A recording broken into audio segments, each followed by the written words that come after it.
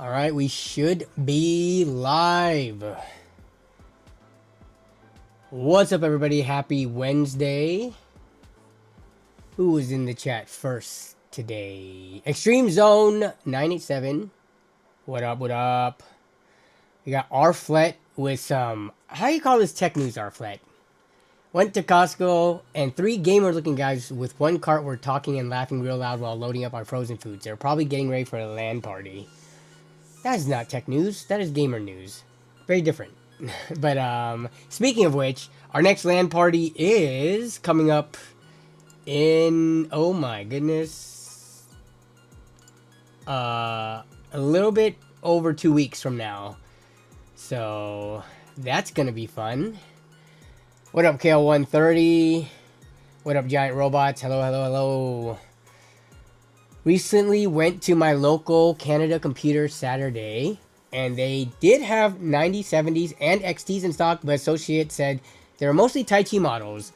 Are those the most expensive ones? I don't know what the cost of all the different 9070 models are, because I'm kind of only trying to get my hands on the MSRP ones, which is like the ASRock Steel Legend. I think the Reaper model from PowerColor. Like, there's like another one, right? I think there's 3 MSRP models for those. But yeah, when it comes to the high-end ones, I don't know their prices because I'm not even trying to pick them up. I don't know which one's like the most expensive, and then some of like the more mid-range ones. But yeah. What up, Demented 12? Demented 12? Hello, hello. Coalition Gaming Chris in the house with a story. My brother Zalman, bless his heart, got a RTX 5070 on a drop from Best Buy. I was helping him install it Sunday. Turned out didn't fit in his case with the front AIO. Switched him to a Peerless Assassin, which is what... Wait. I don't have the Peerless Assassin. But we are going to be building with the Phantom Spirit tonight, which is like the same thing, except I think different heat pipe count. Or it's like very slight differences. Both are still great coolers. But yeah, I think the Phantom Spirit came out afterwards. But it's, for the most part, you can't really tell the difference. 600. He got the $650 MSI Gaming OC model. He didn't go with Radeon because he likes to stream and uses some NVIDIA specific stream features like noise suppression filters and so on. Yeah, I think I wish AMD and Intel even came close with the extra like streamer / content creator / whatever production benefits like NVIDIA does. And I understand, like, you talk about the percentage of gamers who are even into streaming or even care about that stuff versus, you know, value the performance per dollar spent. We've talked about this before. It's like 1% of, not even 1% probably, are actual content creators or streamers, at least at a professional level. Even if you include the hobbyist ones, I don't know how many people really need those tools. But as someone who falls into that super small, minute niche category, I wish all 3 companies were kind of level when it came to that. But NVIDIA is just killing it. And, you know, with all the AI features and stuff that comes with.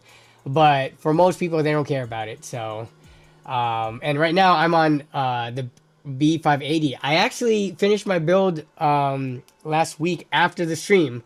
I still need to go and reformat to Windows 11, do a fresh wipe. But I need to get some projects done before I do that and potentially mess some things up. But I'll show you the build sitting back here if this comes up. So there's you guys. Hello, hello, hello. But there is the build. I do like being able to just quickly look over and be like, oh, yes, the CPU is at 60 degrees C right now. And, you know, whatever the heck is doing. But there it is. So what am I being? There it is with the handle sitting in the back. So there's no tower there anymore. But there's gonna be a video on this in the next weekish or 2. So I just need to finish some quick testing with it and then edit the video. But Jason Whitmer says, dang, Arflet's news, tech news fell off. This week is about some guys that he spied on at Costco. Extreme Zone says, Peerless Assassin RGB, that's the same cooler I just upgraded to. Everybody's getting a Peerless Assassin or, Phantom Spirit or Peerless Assassin. Yeah, it is a good cooler indeed. Yeah, so Extreme Zone's using it for the 7700X. Zalman is using it for the 5700X3D. Solid processor. What is up, Simon Lee? Net Guy Reviews always in the house. Claiming first. John, just because you're you, I'll let you claim first. But if you weren't you, I'd be like, no, you were not first. Let's see. You wrote it. Yeah, we'll go over the. Let's see. Boop. He got the whole story with the pictures and everything. Yeah, we'll go over that while we wait for people to come in. Oh yeah, and we are doing a build today. Let me make sure this is still working. Okay, it's good.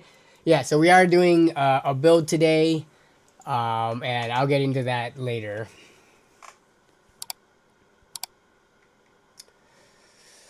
I'm glad I went with the TeamGroup Vulcan Z RAM on my upgraded build, which are more low profile. Speaking of Vulcans, these aren't Vulcan Zs. I think I mistakenly on the stream bot, if it pops up tonight. Vulcan Zs were DDR4. They dropped the Z for just Vulcans on the DDR5s. But yeah, dude, Vulcans, I mean, TeamGroup, I love TeamGroup RAM. It's always like a good combination of like good price and aesthetics. But let me see. Nope, have you built in the NR200p? I have. I actually pulled out the NR200p just last stream. I built in it 2 or 3 years ago. I haven't built in like the most updated version. I like that. Is the NR200p what started that form factor when it comes to ITX cases? You know, this.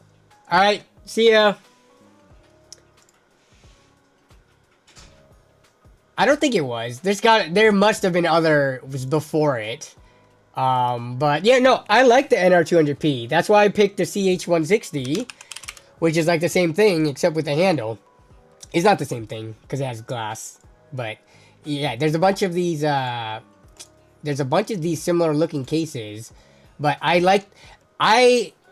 when it has a handle, I like calling it the lunchbox form factor. It's like those old school metal lunch boxes for kids. You know, like these little lunch pails with the little designs on it and stuff sometimes. That's what it reminds me of. But I built in it. It's been years though. Nowadays, if I'm going ITX because of how small and portable it is, I kind of prefer having a handle. Like, why go for NR200 or P when you can go for CH160 or any of these, what is it, the John's Bow case? Or like this one. I think this is a micro ATX though. But it's very similar form factor still. What up, man? Stan? Evening Reluctant Hero. What up, Nemus Dark? Jess and Man VP. What CPU do I pair with the 9070XE? Any CPU you want to. You don't have to only pair X3D chips with it.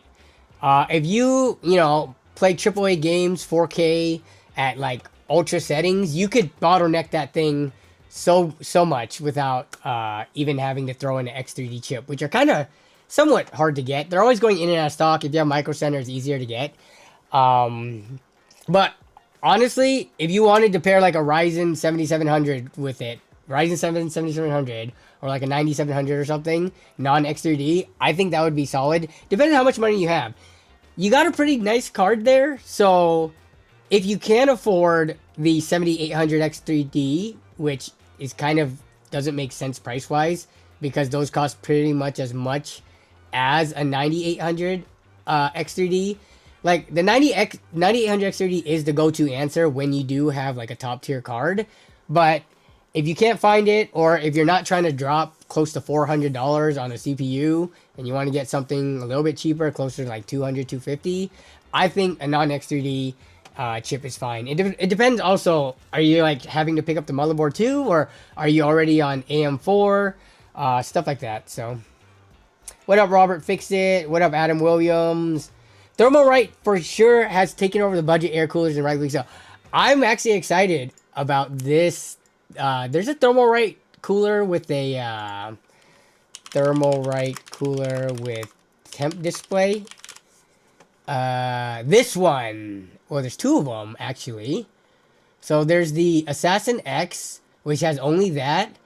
I'm picking one of these up from AliExpress. But this one has a little bit more information on it. It's a Peerless Assassin, so dual tower with the 6 heat pipes. I wish they would have had the Phantom Spirit one, but yeah, you can get the CPU and GPU utilization and temperatures. It's a little bit pricier. Dude, 45 bucks though. Another $10 to have this cool display. I don't think that's that bad at all. So, these are pretty cool looking. I haven't played with one yet, but I'm planning on getting one. Illegal cooler. What up, Arnold G? What up, Flex? Okay, let me see. Lunchbox with the thermos. Yeah. How can I clean my low-end PC? How do you clean it? With air dusting. Either canned air duster or an electronic one, and then rubbing alcohol, toothbrush. I always, and I know, don't worry, I sterilize it. So we use Sonicare toothbrushes, but the perfect thing is, so Sonicare toothbrushes, depending on which one you get, they're usually soft bristle, so that you don't tear up your gums and over erode your teeth. But you know, as you use toothbrush bristles, they soften even more because of all that, you know, over time. Once after 6 months or whatever the typical changing period is. So you get like extra soft bristles, and don't worry, I cleaned this. I boiled it in water. This doesn't have my teeth gunk and residue left in it. But I like using these to clean computer components with rubbing alcohol, because the bristles are extra soft, and what am I going to do otherwise? Me and my wife go through these whenever our toothbrush tells us to change them out. I think it's supposed to be every 6 months sounds too long, 3 months, whatever it is. So I've got like a ton of these on hand. I also use these to like clean grout and like our tiles and like around the house, but I just have like an infinite supply of these basically over the years. So I would say if you use electronic toothbrush, save those heads, and they make for really good soft bristles to clean components. That's a life pro tip for you. Don't go out buying brand new toothbrushes to do that when you're already gonna, you know, throw those away. Anyone tried this case, the Uniac Mir 100 yet? I've never even heard of this. What is this? Okay, is this like available? I'm not seeing any Amazon. I'm seeing Amazon in a different country. So the Uniac Mir 100. This looks like a very, very standard box. You know, box, case, tempered glass, power supply shroud, basement, front ventilation. This looks like it looks like a very standard Montech case. Just any of those more budgety brands. I would say, if you guys remember my preferences for cases, or if you're new here, I'll fill you in. I hate cases that have thumb screws that go through the glass. We should be well beyond this case design by now. Glue a metal lip on the end and put two thumb screws through the side. But the thumb screws through the glass, drilled holes in the tempered glass. First of all, drilling holes in glass is like stress concentrations. It's a weak point. But just taking these things on and off are usually a pain. like you take them off and then the glass might like drop accidentally and stuff like that. I'm not a fan of these.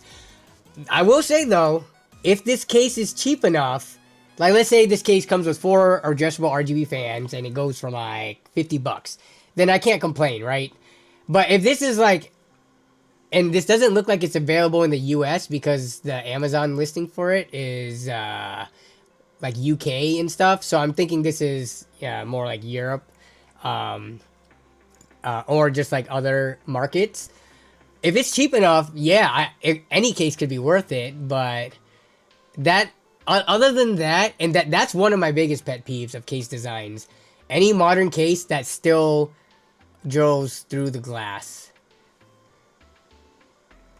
Let's see. Yeah, one thing about Canada is here we can still buy Deep Cool. We can still buy it in the States.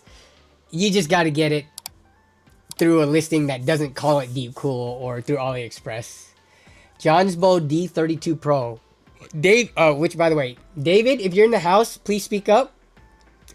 We're gonna have to get the build I'm doing is for my buddy James from the LAN Party Story series. His friend's kid. And his friend's kid is David, and he wanted to watch the stream, but I don't know if he's going to catch it. He can always watch it after the fact, but I wanted to see if he was in the stream watching right now, so that we can get started, but he might have to get caught up. The 7700, I think, is enough to pair with the 9070 XT. Just balance your bottleneck. What's up, Letech or Letech 772? What up, Arnold Albert? Any good low-profile CPU coolers for ATX, AMD Ryzen 7 3700X. Low-profile cooler for ATX. That's a interesting request. Because if you're talking about like a standard ATX tower or mid-size tower, like not ITX, I don't know if you're asking this differently. Like when you say ATX, do you mean, why would you want a low profile cooler specifically for an ATX size case? I might need some more clarification on that.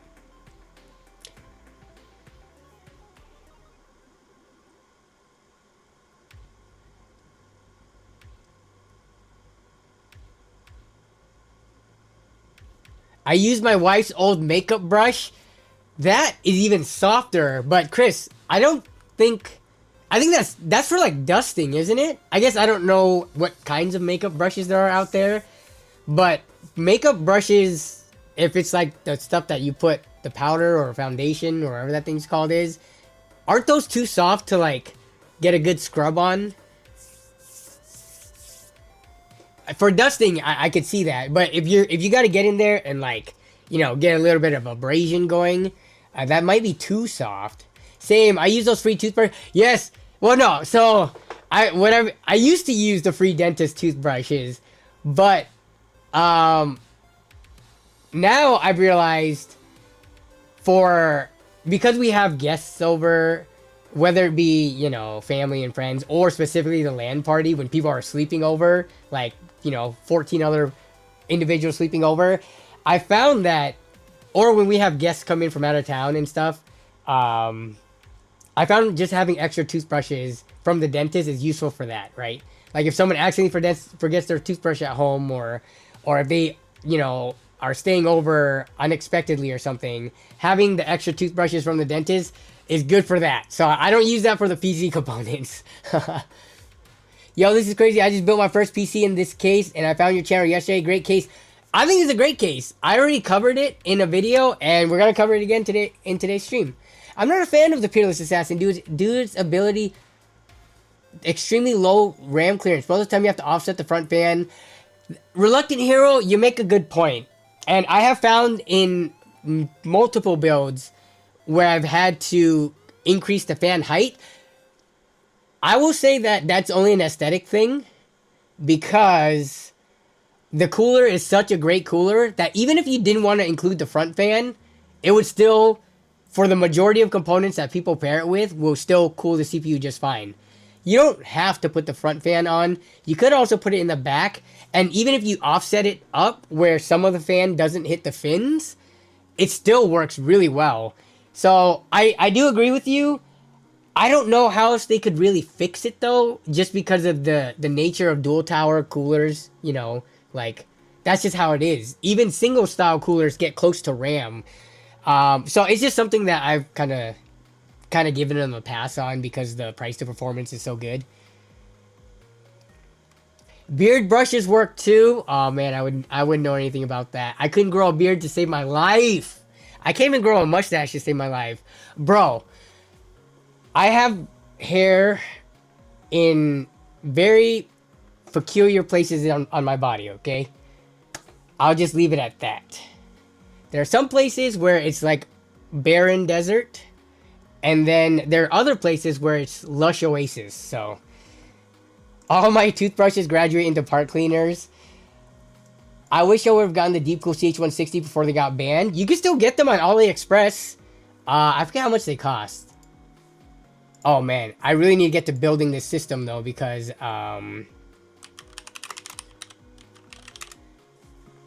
70 bucks.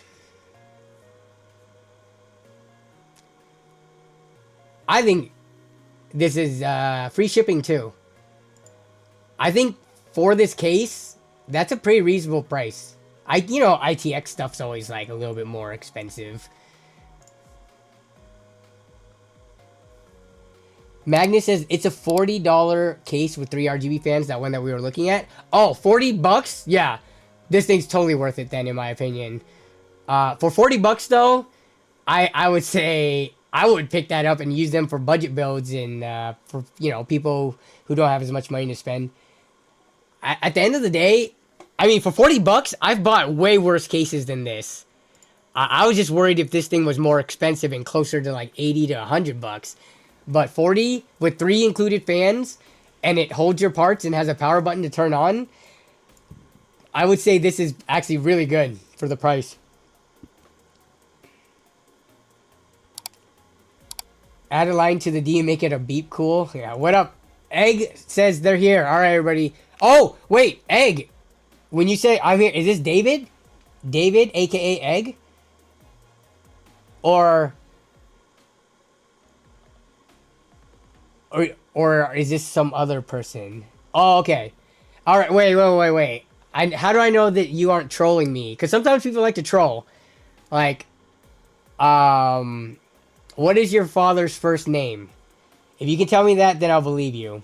Don't worry, we won't dox your dad. We gotta make sure you're you. Okay, yep, that's you. All right. Glad you could make it to the stream. We're gonna build your PC. And, chicken, obviously. Yeah, exactly.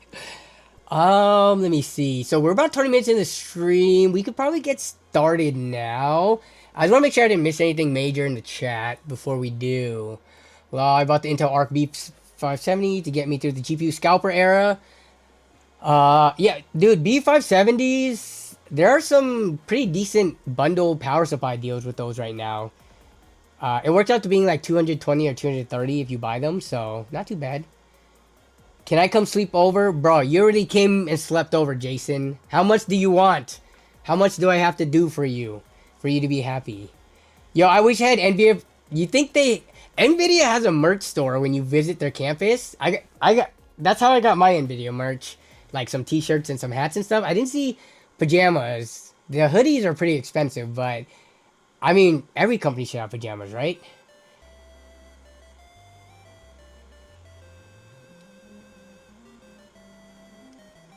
Jason just wants to come over and move your cable management, right? Exactly. After he just roasted it on his stream the other day. All right, let's get this build started. So we are building this for David.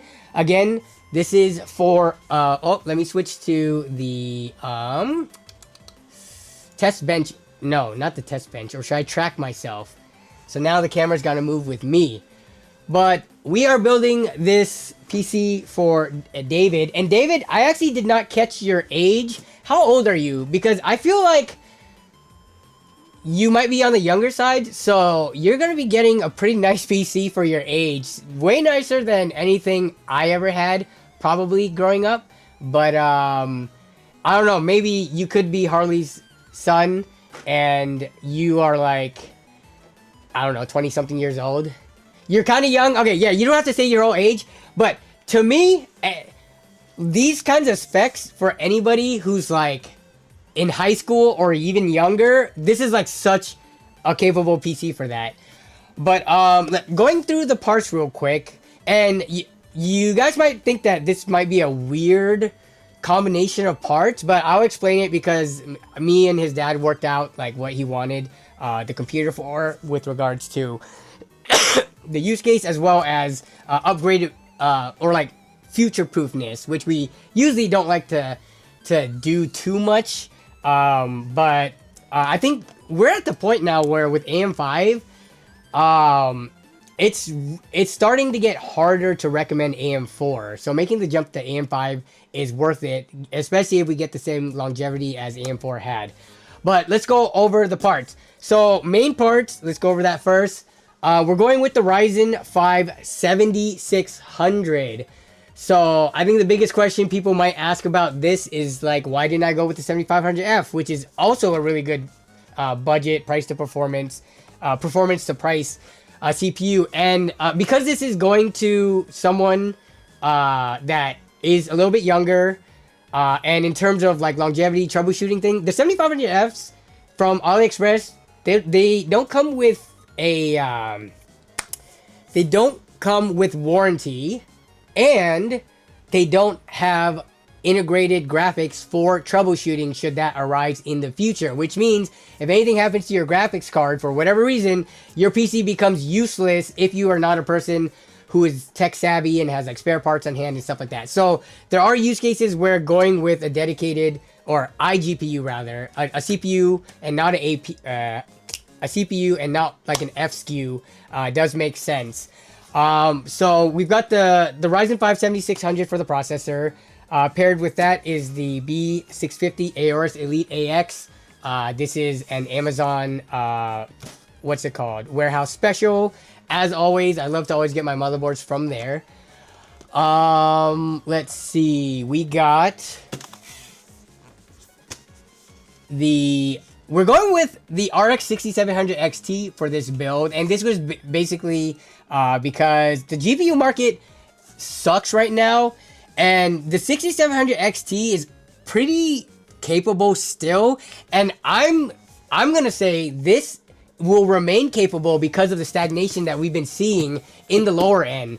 What we've seen from both AMD and NVIDIA is like with the 7600 XT, 4060, 4060 Ti, the entry to mid-range, if you want to call it that, performance has stagnated, where I think the 12GB 6700 XT is still gonna be very capable. When those cards do come out, if I can get my hands on them, I want to benchmark them against this, because I think this card, it's like right in the middle of where the GPU price is, where anything more powerful than this becomes noticeably more expensive, because after this is the 6800 and the 6800 XT, which the 6800 XT still goes for around $500 because it's basically the same performance as the 7800 XT, which is around $500 to $550.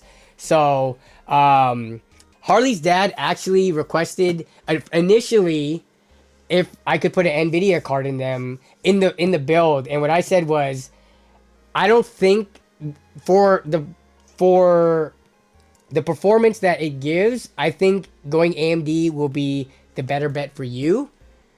And I gave him a guarantee that if David does not enjoy this card, I will happily switch it out to an NVIDIA card for him at no extra cost. So we're gonna start him off with an AMD build. If he, for whatever reason, doesn't like the AMD graphics card, which I don't see any reason for that because this card is super solid, then I'll happily switch it for an equivalent NVIDIA card. But let's see, we got 32 gigs of RAM with the Vulcans from TeamGroup, 32 gigs, 6000 CL30. Harley's dad specifically asked if we could put two SSDs in. So we're going with an SSD with DRAM and then one without. And then let's see. So 2 terabytes of SSD storage. We've got a 650 watt MSI Mag A650BN. And then, like we were talking about before the stream started, we've got the Thermalright Phantom Spirit.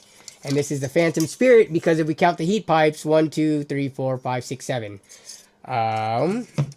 So yeah, I think that's about it. I need to make sure I'm still reading chat.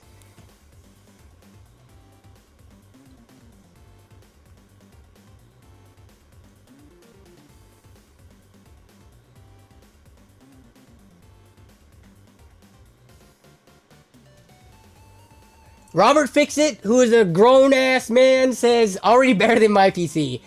I mean, again, there are definitely better parts out there, but there's also way worse parts. I would say, easily, anybody who's like 18 or younger, this PC should serve them well. But, okay, we're just going to get started because I want to get this at least powered up. I probably won't be able to get Windows on it during the stream, but I'll do that all after the fact. So we're just gonna get started with building. And I'll try to see, the thing about the builds is that it's hard for me to get keep up with chat while building. And if I am keeping up with chat, then I'm not building, and it's gonna take me like 2 hours. A normal build like this, especially since we're not dealing with AIOs and extra fans and stuff, it normally takes me like 30 to 40 minutes to do. But on stream, it takes me like 2 hours. Oh, yeah. And before we get too far, and then the case, which I haven't unboxed it yet, is the Phanteks XC Pro Ultra. So this is the one that's pre-populated with the RGB fans. Harley said that David does not particularly care about RGB, but having the option, you know, at least it'll give you the ability to set it to some single color. So... TJ Wolf says, I just bought the same power supply, only mine is the Mag 750BE, building with the budget PC, the i5 1200F. I still love 12th gen Intel. I'm still using a 12th gen Intel, what's it called, processor. But yeah, 12400F, I think it's gonna go down as one of the budget goats.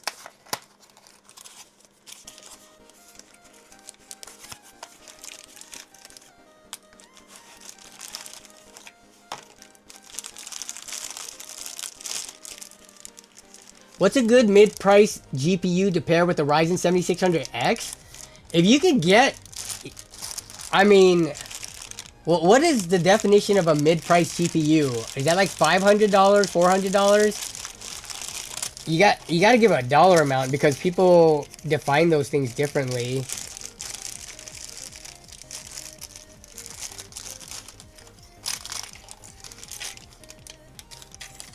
We've got a bunch of Intel brackets that we don't need from here.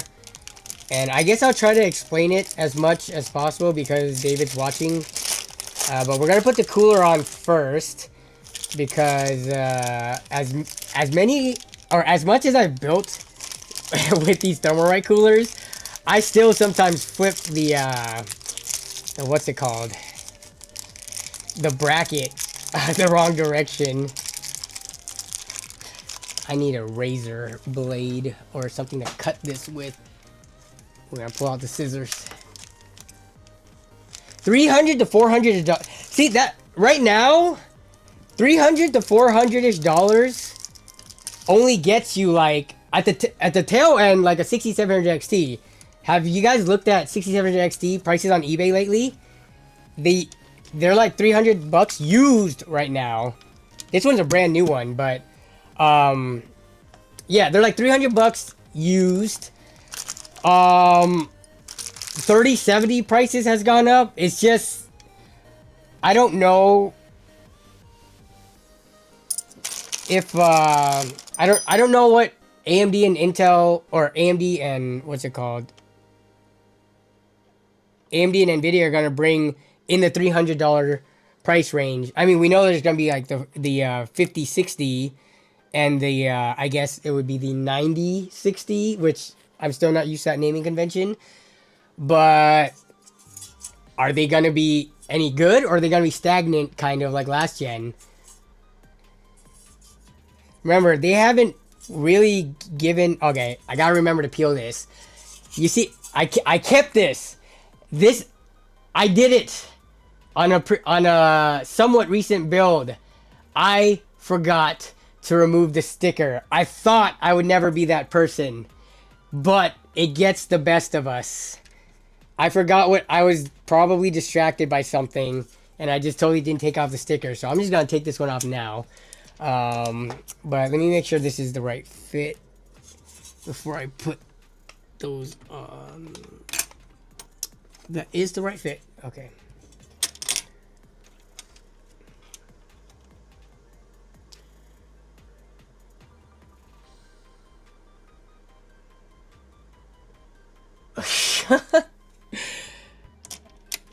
Some of these comments are wild.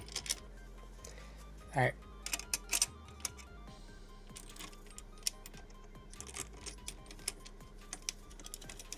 Where's my trusty screwdriver? I will never be the sticker guy, I swear. I'm trying to think how many times I've left the sticker on. I can't remember a time before this. I don't want to say it was my first ever time leaving the sticker on, but I honestly can't remember. And, so, unless there's like an all-knowing genie or like, you know, maybe if I pray to a greater being, they can come and tell me in a dream what other times I have left the sticker on with the thermal paste on it.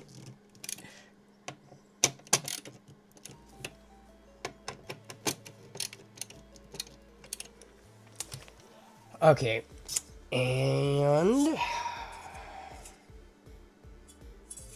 going this direction, thermal paste from the included syringe.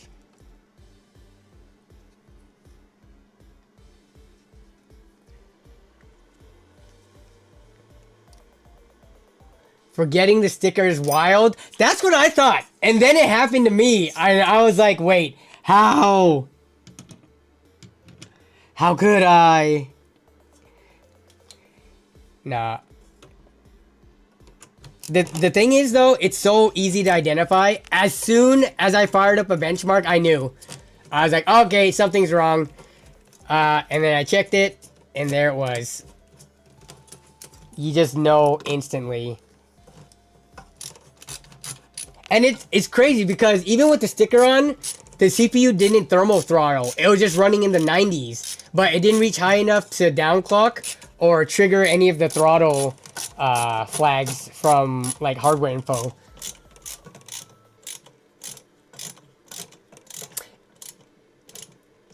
Is it not smart if I go 7500F with the 9070 XT?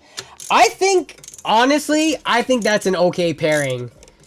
That's like straight up min-maxing biggest GPU you could get with like kind of most affordable AM5 CPU, and then you run it at 4K, and then you put the 9070 XT on its knees anyways, so.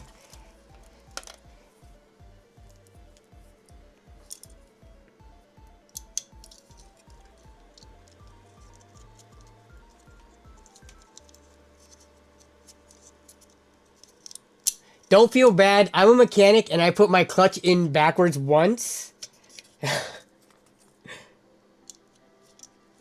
Yeah, I feel like doing that on a car has way more consequences or potential damage than leaving a sticker on the CPU.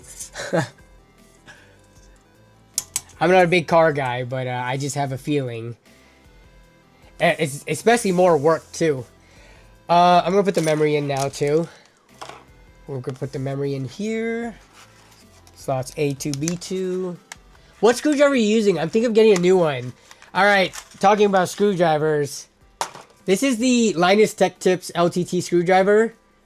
This is a special one that I actually made while I was in Canada at LTX. These are expensive. Well, they don't even sell this custom color scheme.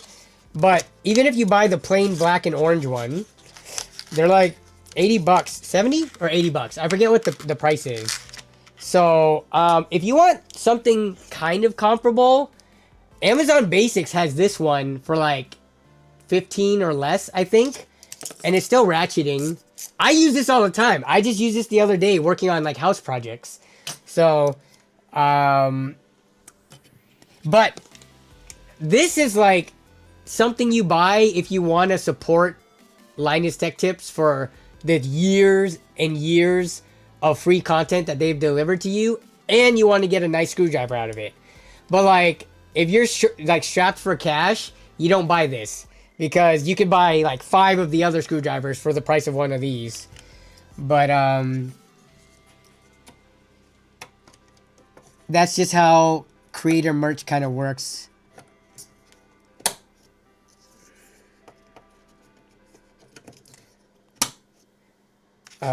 All right, so I was actually, I had a question on what you guys would do, because I had an idea of what I was going to do for the SSDs. So for the SSDs, the way that the this has 3 M.2 slots. There's one out here, and then right beneath the CPU, and then 2 in here underneath the shield. So the top 2 ones are linked to the CPU, and the bottom one is the chipset. Now, just for ease of future installation, and just because so that you don't have to remove the graphics card to install, because with the graphics card in, you can still install this very top CPU M.2 slot. But I was thinking install the 2 SSDs here, the faster one of course in the CPU M.2 slot, and then the spare overflow drive for games and stuff, because you're only going to use it if you install games on it. It's mostly using it as a read drive. The difference in speed between the CPU versus the chipset PCIe lanes, it's not even that much, but it leaves this slot open. But I'm pretty sure there's people out there who would probably argue fill up the 2 CPU M.2 slots. At the end of the day, they're all gonna eventually get filled up, but I'm thinking just for the sake of the shield's already off right now, just put them under the shield, and then save this top one for later on.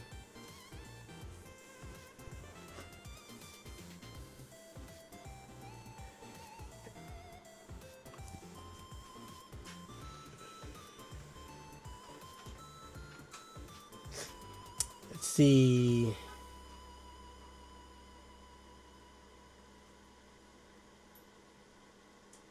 Top and bottom. So you're talking about CPU and so outside CPU. When I looked up the motherboard, I didn't see, these could all run an X4 according to the motherboard manual. What, is that incorrect? There's like a chart for this motherboard specifically. They didn't say anything about it. If everything was populated, it would run at X2. Yes, I will not forget about peeling these.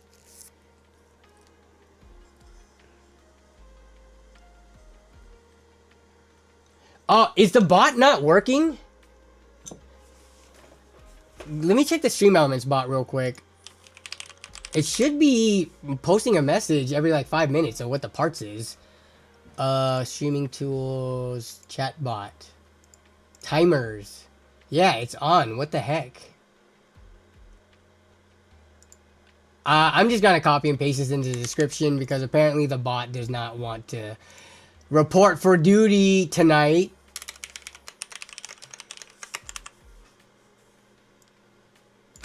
Okay, so we'll have that. Reset the bot. There, I did. I just turned it off, and then I turn it on. It should be shouting out my merch too. I don't know what it's doing. No, see, the bot, once you turn, you don't set a time. It's just if it detects a stream. This is the Stream Elements, by the way. If it detects a stream, then it'll just like activate. I've never had to like set a time, but oh well. I put it in the description. Retire the bot, exactly.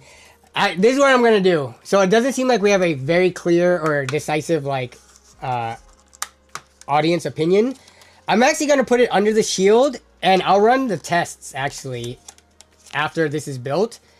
I'll actually run the benchmarks on the drives and see if it's any slower. And if it's not, then I'll leave it, because that makes it easier for when Harley and David want to add in a third M.2 drive in the future. So,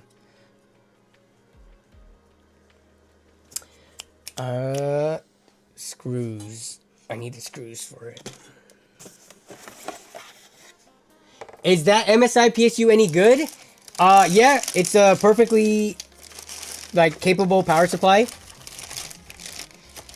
If you're going by the tier list, it's around a C tier, but honestly, C tiers to me are fine. I actually use C tiers a lot in builds, because they're usually the ones that go on sale and you can get them for at least a decent price. I need to find these M.2 screws. I got a bunch of random ones here I'll just use. But yeah, C tier, there's nothing wrong with them. I would even argue that you can use C tier power supplies. I hate how they call it C tier too.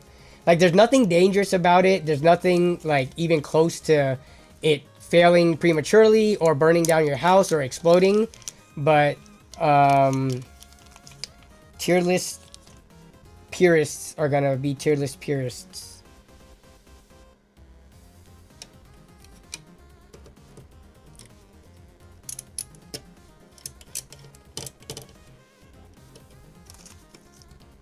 Hello? Me? I'm building a PC. How's Melissa checking in on me? She's wondering what I'm talking about.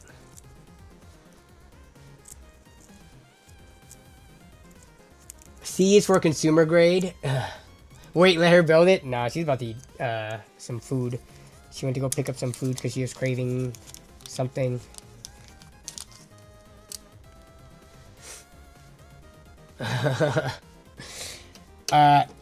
It's crazy that, so let's see, me and Melissa, we've been together we passed 10 years a few months ago.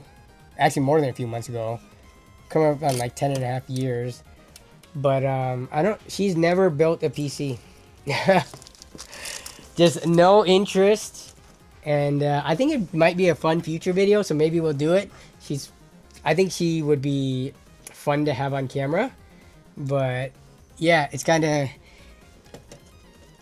crazy that you would think, with how into PCs I am and having the YouTube channel and everything, my wife would have built at least one PC in the time that we've been together. But nope, happy late anniversary, thank you. Yeah, 10 years, that is a pretty big milestone. But we bought the house together, let's see, 2018. So, like 6 years ago. So I think we bought the house before getting married. And to me, buying a house together, it feels like a bigger commitment than marriage, to be honest. Like, I guess getting a divorce is pretty messy. Not saying that we would ever, but what's messier? Getting a divorce through the courts or whatever, and nullifying your marriage on paper, or getting out of a co-owned house that you bought together. Maybe they're equal levels of difficulty, but I would say I committed to her long before we actually got married. COVID actually, we were supposed to get married 2020, but COVID ruined our plans. We had a venue booked and everything for 2020 wedding, and then COVID reared its ugly head in, and then we had to delay by a year. Danny finished the side quest before the main quest, exactly.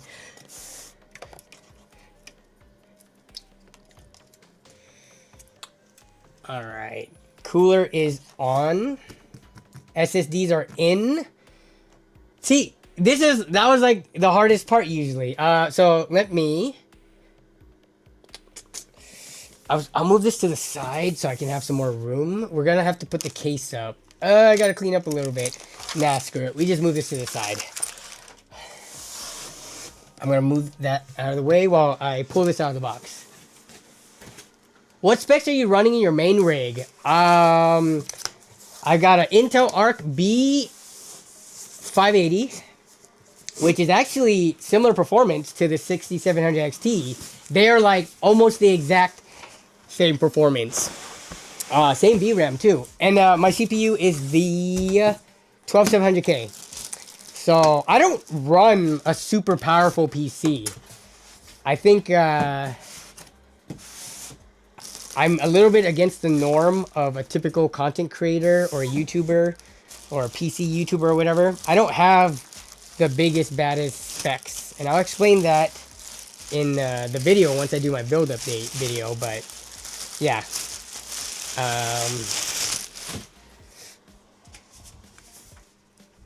Alright, here's the case. So let me see. Yeah, I got everything onto the motherboard. Just gotta get the power supply in here, get the motherboard in, then the graphics card, and then we're done.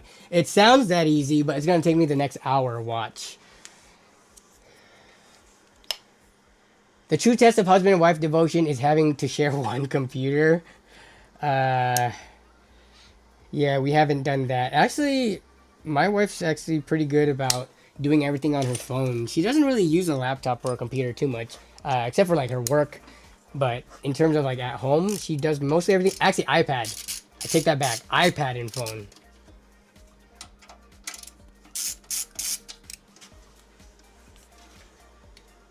It's not what you need. It's make do with what you have.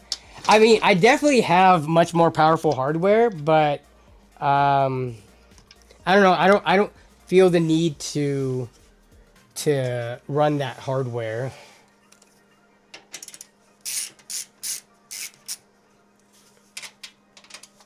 Though I will say, if Nvidia gets better with their AI stuff, like, wait, Chris, you still in the chat? Oh, yep, you are. Different definition of an iPad kid, lol. Exactly. Chris, do you know anything about NVIDIA Studio and their green screen effect? Being able to apply that to like an already made video? You know what I'm saying? I guess you could always throw it into OBS and then play the footage with the NVIDIA effects on, right? Have you played with that at all? Trying to do the AI green screening or background removal with an already produced video? I'm gonna get the power. Ooh, I need to get this box out for the extra screws and such. Also, do I sound nasally, guys? I've had like a cold. I hope it's a cold, because if it's not, I may have developed seasonal allergies like for the first time ever in my life. And if this is what it's like, I cannot deal with this. Having nasally sounding voice and always mucusy. I'm hoping I had a cold. I've heard post-processing there was supposed to be a plugin for Premiere. Okay, never played with it. Okay. Yeah, that would be nice to be able to do after the fact. What would a good air cooler be for a 12700K? Think about putting together a B580. The one that we're using, the Phantom Spirit from Thermalright. I feel like it's the most bang for buck, and I'm using the Deepcool AK620. I don't know how they compare. Like for my 12700K, I put it under load with the AK620, and it like maxed out in the high 80s with, and the Deepcool fans don't run that fast. I think they max out at like 1800 RPM. So I would say if you want to get the most bang for your buck, you gotta go with Thermalright. It's kind of hard to recommend anything else.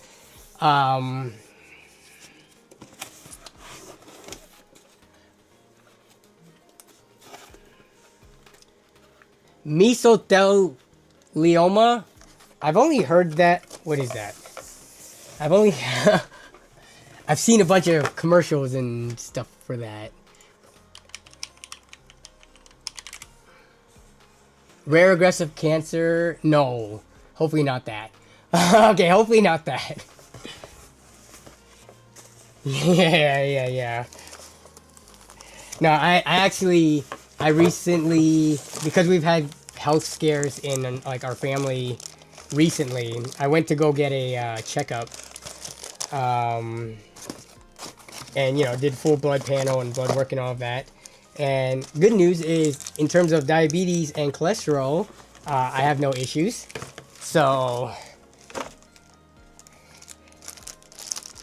I feel like diabetes and cholesterol is one of those things that can just hit you out of nowhere.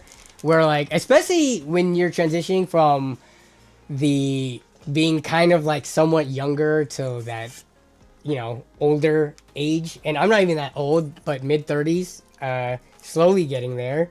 I feel like as like our body doesn't metabolize the same anymore, and the diets that we used to have from, you know, high school, college, even post college, you can't keep that up forever. So I just wanted to get a baseline and make sure there's nothing going on that's gonna catch me by surprise, because I cannot be having those types of health issues.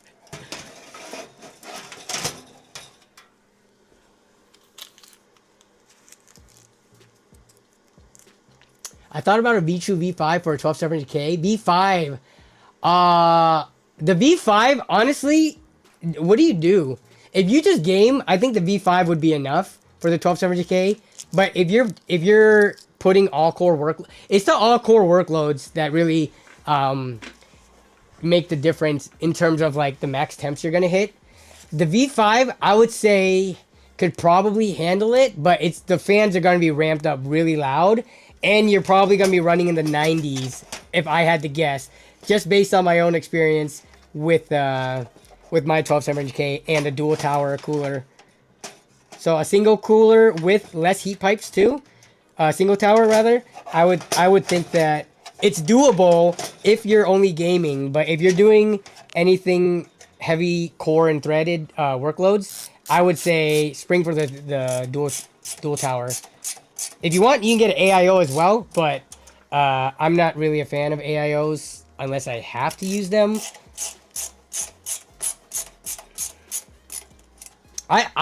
So some people like AIOs for the aesthetic. I like big fat heatsink tower coolers for the aesthetic.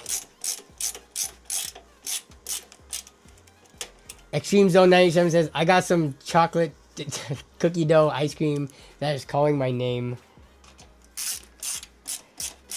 I talk about like diabetes and all that stuff as I'm sitting here drinking from, have you guys had this yet? So you know that sparkling ice brand? At Costco, they have the Starburst flavors. And this tastes just like Starburst. It is, so it says 0 sugar, but I'm not read up enough about, you know, sugar substitutes and how bad those are for you. But I'm drinking this because I couldn't find my water bottle. So I just pulled the first thing out of the fridge because I didn't want to have an open cup while working on the computer in case I accidentally knocked it over.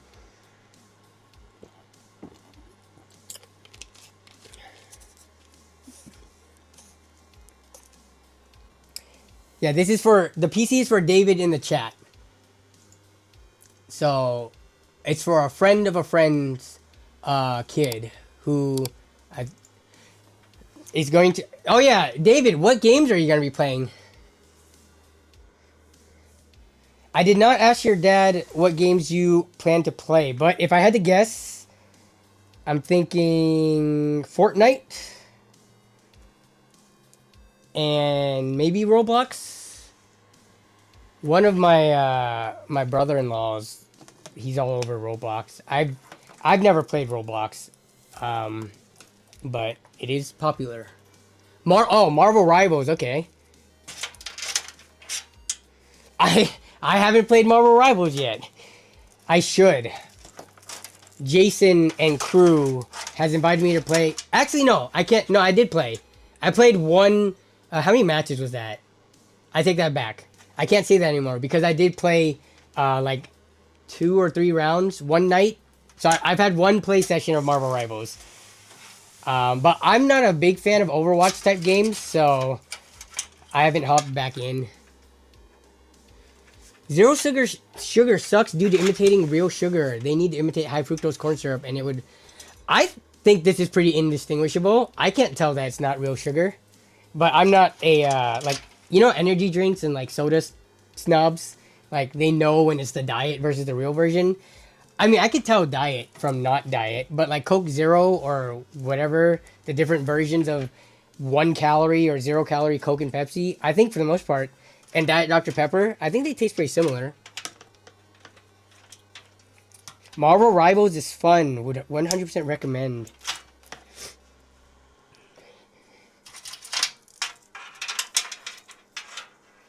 Yes, there is red 40 in the drink. I'm pretty sure. There's no way you get this red without having red 40, right?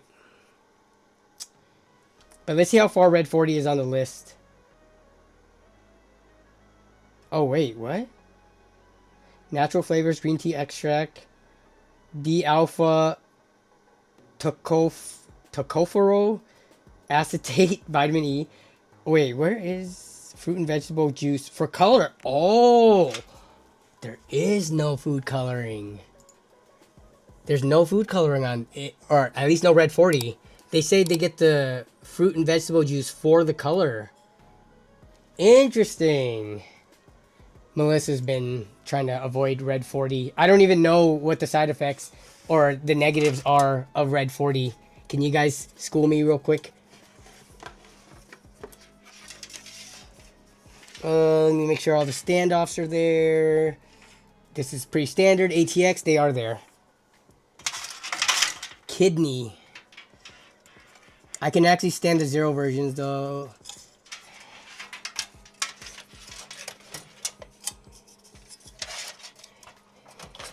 When I played Marvel Rivals, I played... Who did I play? The Soldier 76. I think it's the Punisher, right? He's like the Soldier 76 equivalent. Who's David play? Any healer. Oh, I love playing healers too. Because at least I can do something. And the aiming, I feel like, is used... Well, at least in Overwatch, you know, Mercy, because her beam is kind of homing. So, I'm just not an FPS person unless it's Halo for some reason. I'm just awful at it.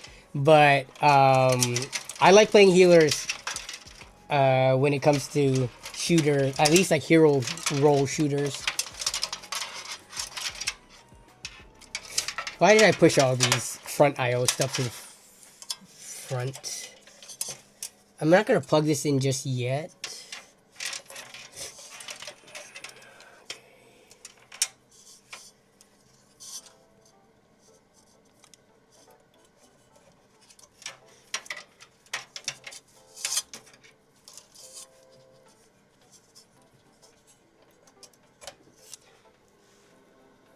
I feel much more useful as a healer than a DPS. Took the words right out of my mouth. I am useless as DPS. I just suck at hero shooters. Because with the healer, you can like kind of stay behind a bit, so you're not in direct line of fire.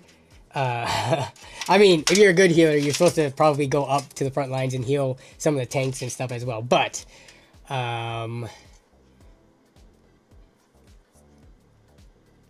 I try to play with people and bring the elo down so that we get paired with scrubs and we have a chance.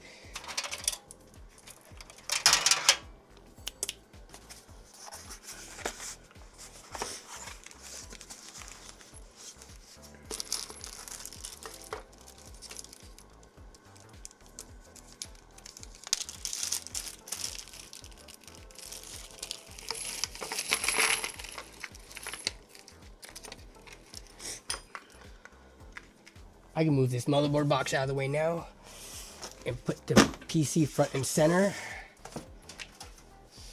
See, I'm at the part now in PC building that is the least exciting, putting all the fasteners in.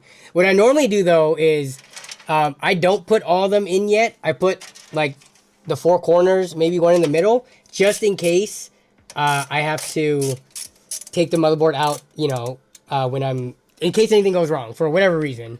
Once I'm sure the build is ready to go and send out, then I will finish fastening all of them. So that will save time, so that you guys don't have to watch me screw in 9 individual fasteners. Because to me, doing the motherboard screws and any of the fans or AIO screws is the worst part of PC building. Because especially when like you just put them in and then you realize, like for the motherboard, right? You put in all 9 and then you realize you didn't put the IO shield in, so then you have to take them all out so you can shift the motherboard and put it in. Or like for, let's say the fans or something. Let's say you put them on, but then you realize, oh, I wanted to put them, you know, on top instead of the front, or to put them, or go, you know, push-pull config on a radiator or something. So, yeah. I don't finalize it until I know that the build is for sure good to go. Alright, so we got those 4 in. Now, I can lift this up and start running the wires.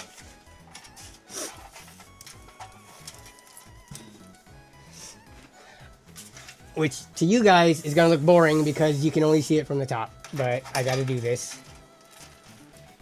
Okay, let me see. Front panel header. Yeah, those are pretty bad too. There's quite a few boring or annoying parts of PC building. I would agree with that one right there.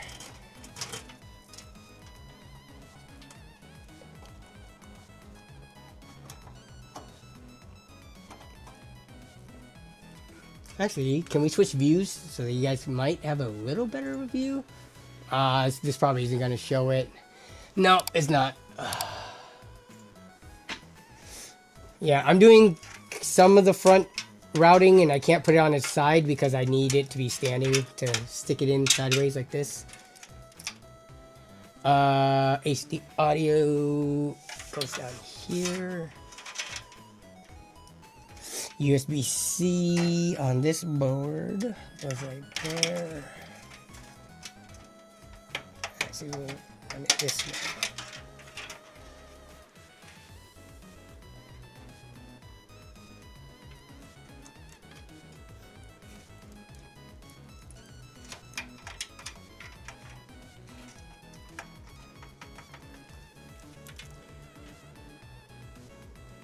Toxic people have ruined gaming for me, so I now mainly play solo or campaign, says Extreme Zone 987. And David, aka Egg, says why FromSoft games are one of my favorites.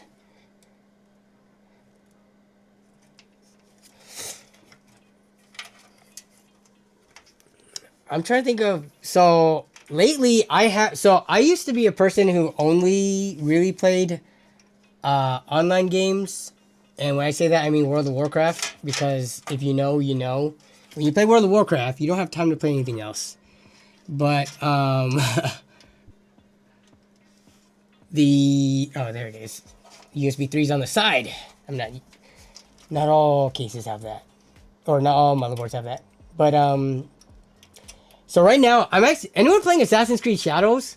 Actually, I put like 6 hours into that so far. I was looking forward to it like no other. When they announced Assassin's Creed Code Red or whatever before it even got its name, when I heard it was in, you know, feudal Japan, I was very excited about it. And then they delayed it like twice. It was supposed to come out at the end of 2024, November. Then they delayed it to February. And then in February, they delayed it to March. So I've been waiting for it to come out, and now it's finally out, and I started playing it, and it's pretty fun. It seems even more story-driven than any other Assassin's Creed, or at least, what's it called, Valhalla and Odyssey, in terms of cutscenes and stuff, so I'm not as used to that, but I'm still pretty early on the game. With open world games like that, where they let you just explore anything, I always never do the main task. So I'm just doing all the side quests right now, and not, you know, doing the main task at hand. And I'm playing the Shinobi right now, the female character, Naoe, or Naoe? How do you say her name? Naoe. I'm probably butchering it.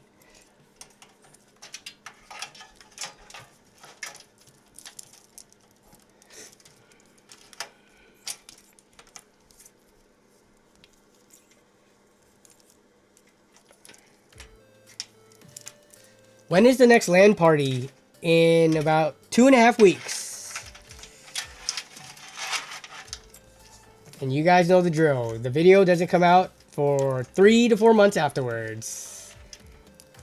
But if you guys come to the streams after the LAN party, I always give a little teaser. So I always try to show some fun footage from it to hold you guys over.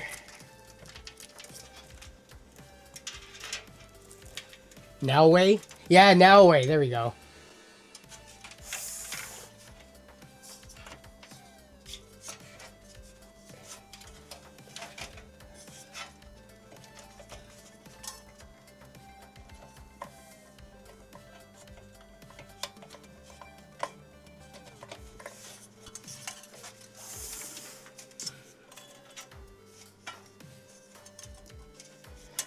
I cannot see. It is dark.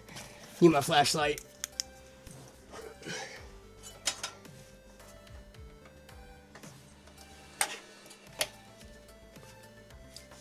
Oh boy.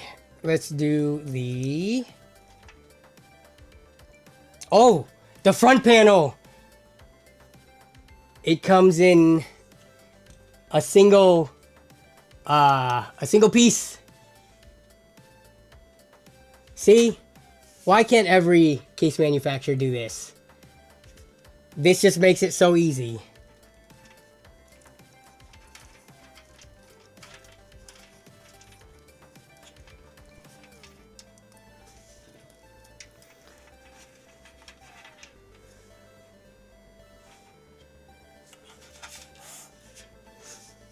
That should be the standard.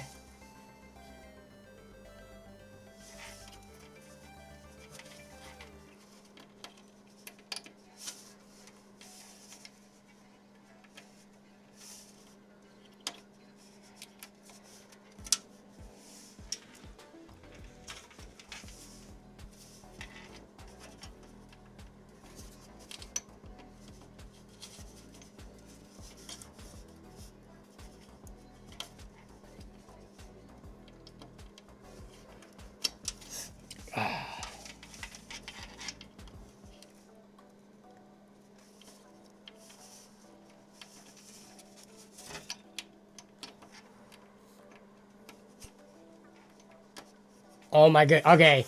It should be that easy, but it's not going in. Oh my goodness. The way I put it down.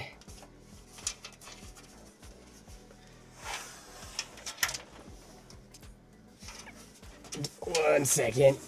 It was supposed to be easy.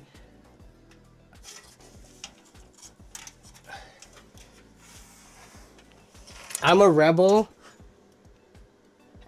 Yeah, so funny thing about the headlamps, they're all loaned out right now. I loaned out the headlamps to my in-law for a camping trip, and they have not been returned to me. Otherwise, I would have a headlamp. Who puts on the cooler? Dude, the cooler? First, the cooler's not even in the way. I put on the cooler so I could grab it. Like, wait. This is a good question. This is a good point. Is that not normal? Putting on an air cooler before getting it into the case? I feel like that's a pretty normal thing to do.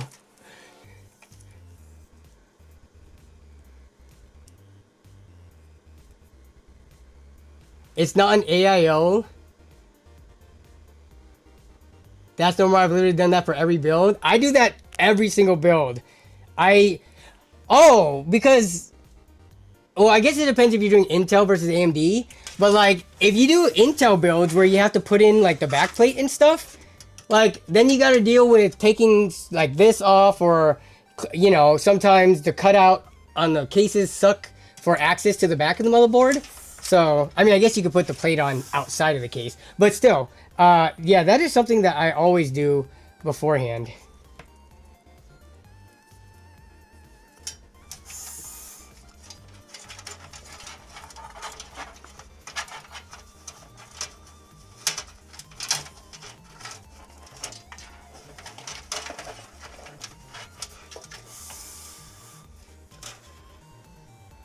Now, fans in case before putting anything in. It's a rule I keep forgetting and paying the price for. Fans in the case before putting anything in.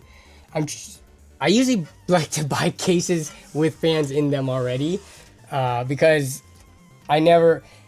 That's how you get the usually. Unless I guess if you go with Thermalright, that's how you get the bang for buck deals, right? I feel like usually, except for Thermalright, if you buy the case pre-populated with fans, it's cheaper than buying fans after the fact. Alright, what are we missing? I'll clean up cable management and all that stuff later. Again, I don't want to tidy it up, and if anything goes wrong during the testing, or if I have to switch anything out, it becomes a hassle. Okay, RGB.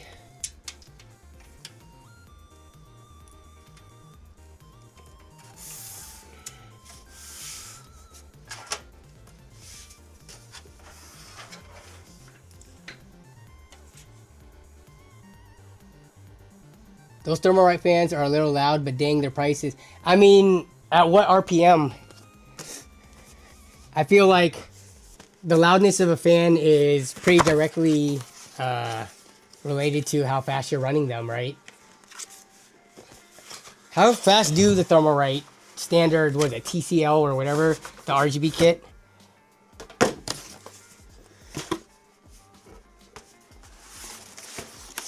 Alright. Time for the most exciting part, the graphics card. Gee. I need to make sure this does not fall in.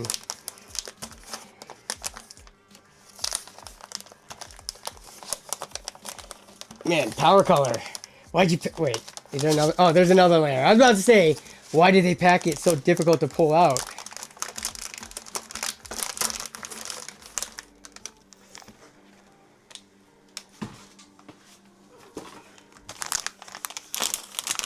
Use a program fan control. Yeah, I use fan control.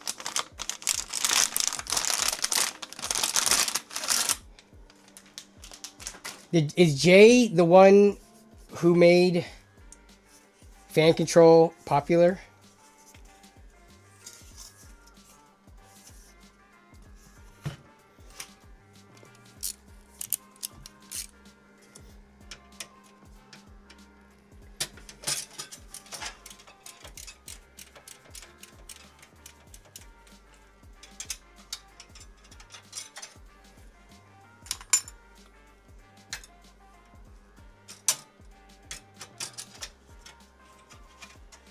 He's the one who showed it off, which did increase the popularity.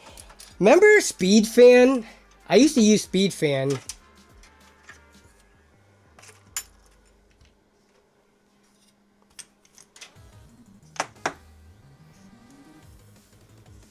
But SpeedFan, I feel like, was really bad. It never detected all your fan headers and stuff like that. But, like, yeah, between... I think even in Jay's video, he talked about SpeedFan being so outdated when he finally talked about fan control. There was a big window in time where it was just like, where is all the fan control? I'm gonna... Wait, just let me make sure. Dang it, of course! I always do this. Always. For some reason, my eyes are crooked, and I look at the wrong... I removed the wrong PCIe bracket. I needed to remove the one below it. Not the very top one. I swear, every single time I look at like where a graphics card is going to the motherboard and which brackets I have to pull off, I always get it wrong. I have to like visually hold the graphics card near the slots.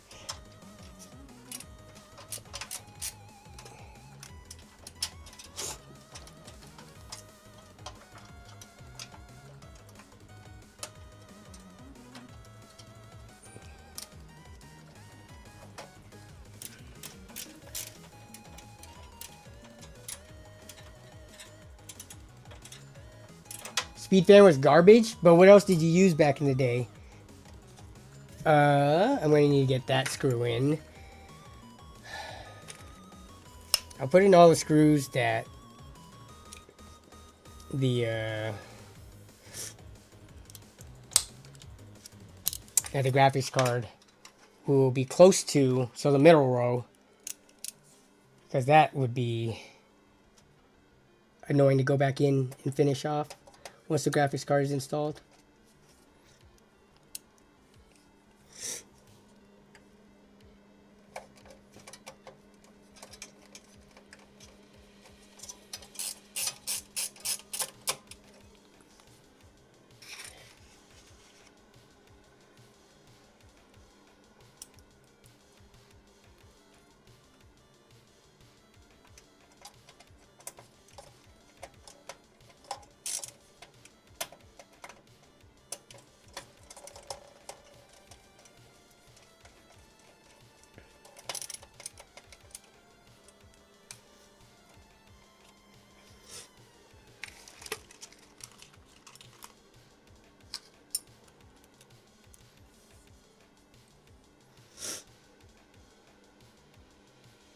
I'm still using a fan hub with physical sliders or the knobs. Remember the knobs?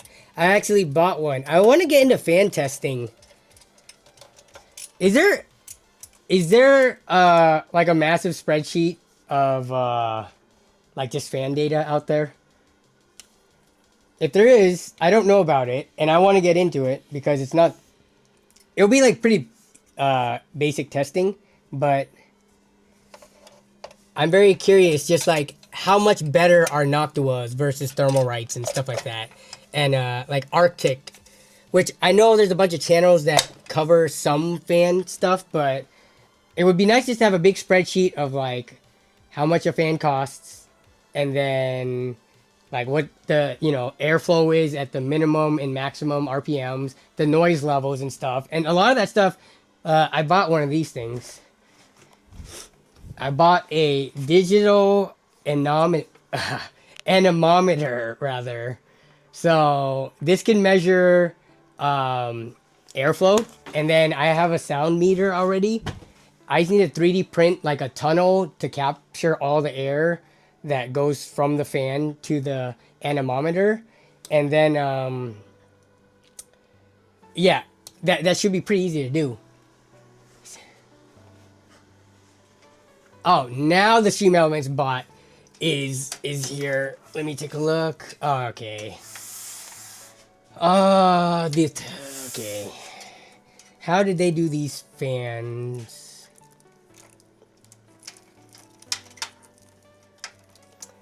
And I need to hook up the RGB as well. Many cheaper fans have caught up to the quality, but not in the accessories and the customer service.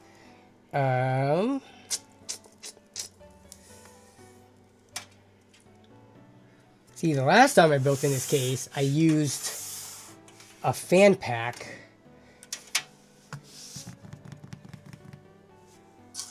I think I'm going to need a fan... No, I don't need a fan splitter here. I don't need an RGB splitter either. Where's the RGB connector?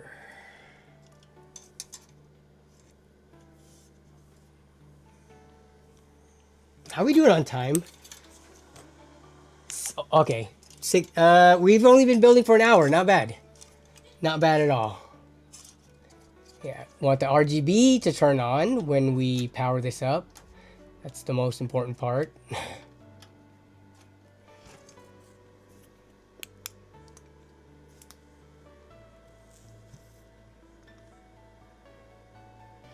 I have a bunch of Noctua fans. What, the customer service, I guess, maybe I've just had good luck with fans like not dying early. If I'm paying for, like, let's say the typical Arctic P or F12s, if one of those dies on me, I don't know if I will go through the hassle of trying to ship it back to the company and get a warranty replacement and stuff like that. But if I spent, and because those, the 5 packs for those are like $35 or something from Arctic. But a single Noctua fan is like $30, right? So I guess if I was spending that much on a fan, I would expect, yeah, if something goes wrong with my fan, I'm gonna, you know, for one single fan, I'll go through the RMA process or make use of the warranty. Tanmay Panati says, Danny, off stream, how long would it take you to finish a build like this? So a build like this with, you know, especially with the case fans already installed, probably around 30 to 40 minutes without trying to like go back and forth reading with chat and things like that. But on stream, it always takes way longer.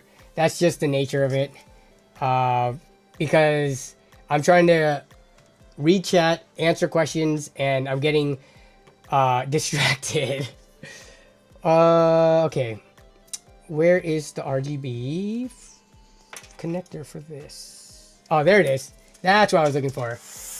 Because Phanteks does have some proprietary connectors, but they daisy chain together. So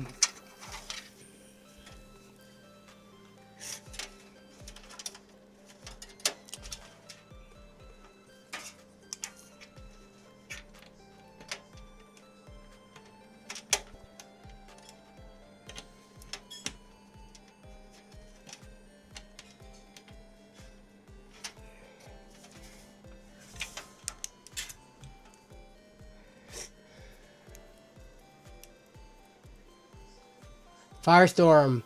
People do think about PC fans too much. That's going to be in the Hot Takes collab that's coming up soon. Honestly, as long as you have like one intake, one exhaust, you're good.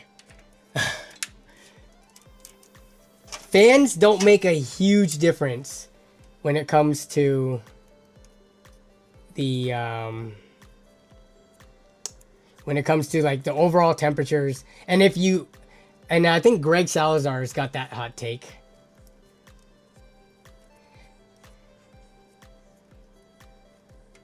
The difference in like trying to optimize your fan configurations, I don't think I've seen double-digit changes unless it's like a really extreme case of like no airflow and things like that.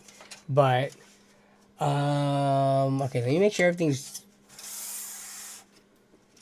I'm gonna cable manage later, so that's fine. Got both SSDs in. Okay. I'm not gonna put the glass front panel on. Let's see.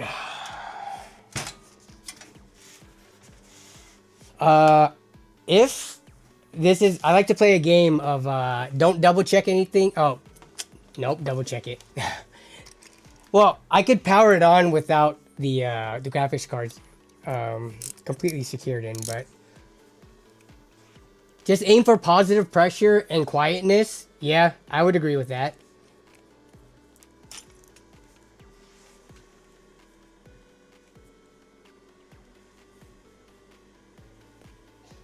Wait, what? The world record for building a PC the fastest is 4 minutes? Is there a video of this? Because I would like to see what they even do in 4 minutes. Would that have to be like an Intel stock cooler that you just pop in? No way it's like a custom build.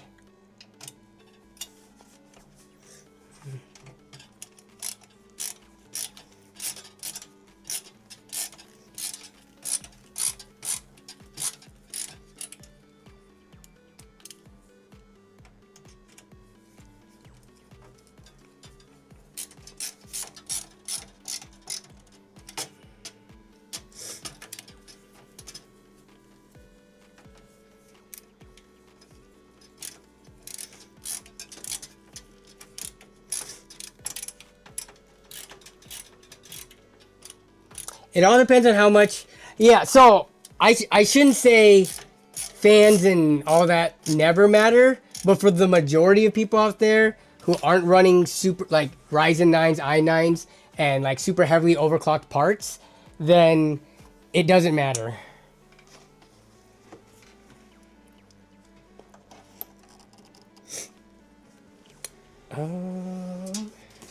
Yes, I did see that flash of light. Don't freak out.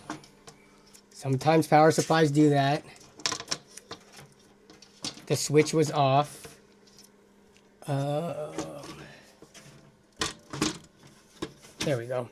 So that's with it on. Yeah, we'll just leave that on because I'm going to have to put the case on top. Lol, boom. If this go boom, then MSI going to have to answer some questions. Now, I've used this power supply before. It's fine.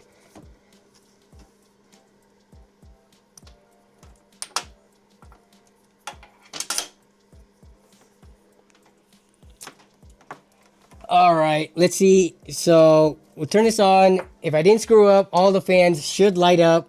And I don't know what they're going to do RGB-wise, but we should be able to get into BIOS. And then the build is, at least for the stream, complete.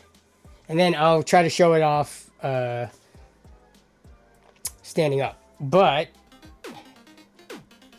all right. Ed Droid, $5 super chat. Keep up the content. I just updated my build recently with the 5080 Tough and the 9950X, but I love watching the Bud build content. Awesome upgrade that you just got there. Very high-end parts. Congrats. Oh, there it is.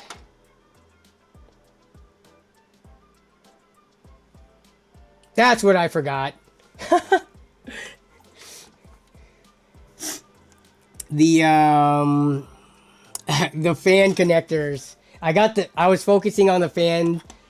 You see how the rear fan's not spinning and the front's not spinning? But, oh, there. I got the RGB at least. You guys can't really see it. Let me pull this off so you can see it better. But yeah, see? All the RGB turns on. It's just, I didn't get the fans, and they're all four of them are daisy chained together.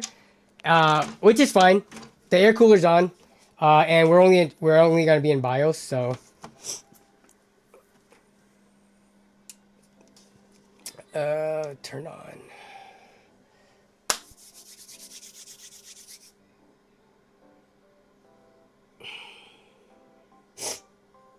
There it is. Okay, come on. All right. Let's look at the temperatures without the case fans on. In BIOS, it's not going to be running hot at all, or it shouldn't be running hot.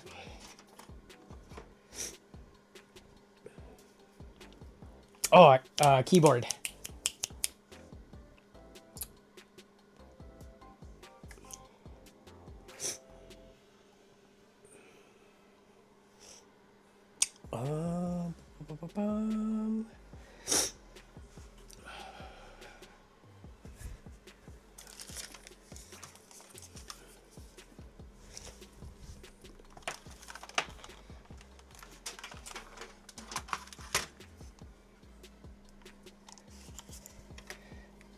This is an old Windows 10, but we're going to have to set them up with Windows 11 because of the whole update coming up.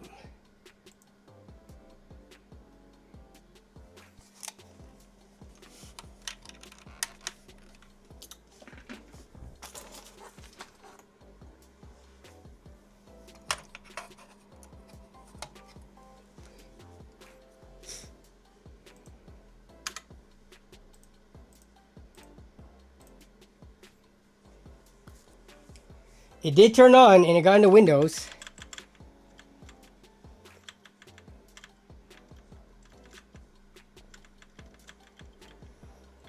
I'm in Auburn, Washington. What up, Death Tech?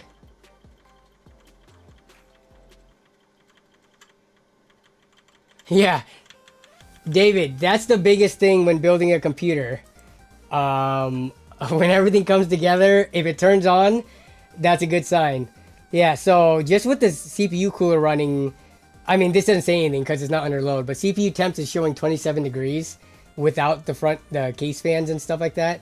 So even if a case had 0 fans on like the front exhaust or the front intake and rear exhaust, just by having the cooler on the graphics card, of course, and then having the cooler on the CPU, that would be enough to cool the majority of setups out there. But all right, I will enable the XMP 6000 CL30, and that's pretty much it. I'm gonna save, and then I'll stand it up so we can take a look at it with a different view. Are you sure? Yes. Actually, no, I want to plug in the fan so we can get those spinning.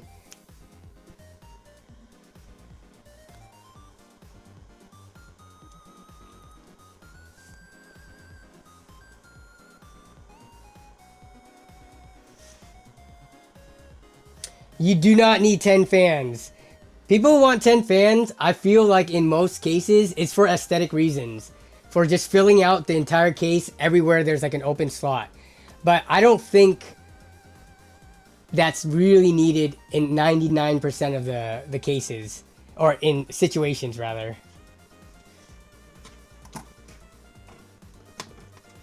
Let me shut this down. Get the front and rear connected. I'll probably set it to a red color scheme because that's what the PowerColor graphics card is. It's red. That does not have RGB, but then you can play with the settings however you want in terms of setting the colors. Okay. Unplug all this.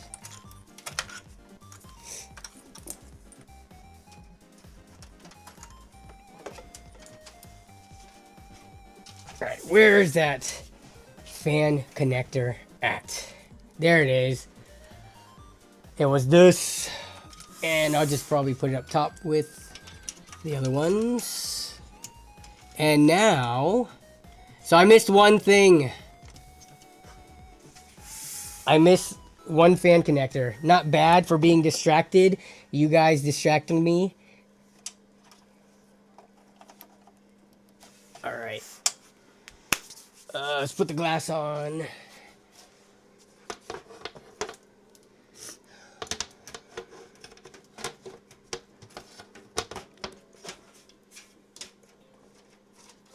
We'll keep the back open. Alright. Face cam, and we will use this. Alright. Give it a second. The motherboard. What the? Oh, okay. So those turned on. I could have sworn that one. Let me see. Where was that connector at? I could have sworn they were daisy chained together. I'm dropping the ball here in front of the person I'm building this PC for. Now he's gonna be like, you have no idea what you're doing, do you? No, let's see. It's right here. It's right here.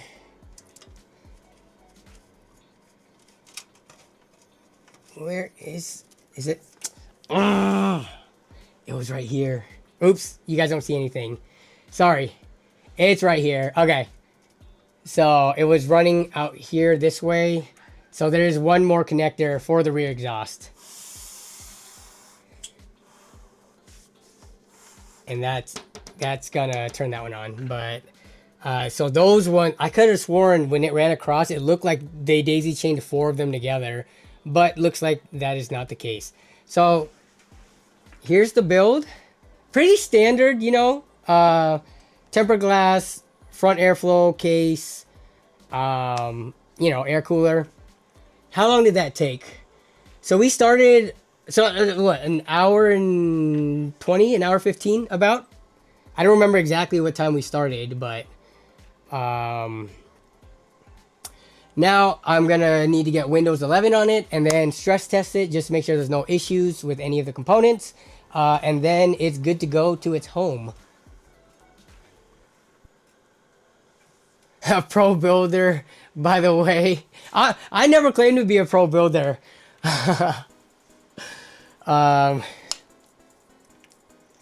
I'm by far from a pro builder. Building a lot of PCs does not make you a pro builder. I would say that I am a pretty amateur builder. I've just built a lot of PCs, but I'm still always learning. And I also like make mistakes. I'm human. You know. Let's see, still cam. Building a PC is pretty stressful, especially when it's for a client. It depends, right? Because this is for, it's like a friend of a friend, so it's not like a complete stranger, which I'm a little bit more comfortable about that, because when it comes to like technical support, I'm way more willing to do that than for complete random strangers. But if it's for someone I know or someone who was like a referral, then I definitely am more comfortable with, you know, being there for support and more willing. Take a sip of that drink, you deserve it. Linus makes mistakes still. Yeah. Honestly, I think everybody makes mistakes still. If anybody, even if they've been building for years, if they say that they make zero mistakes, I have a hard time believing that, because when you do it so much, sometimes, you know, you just you just forget stuff. So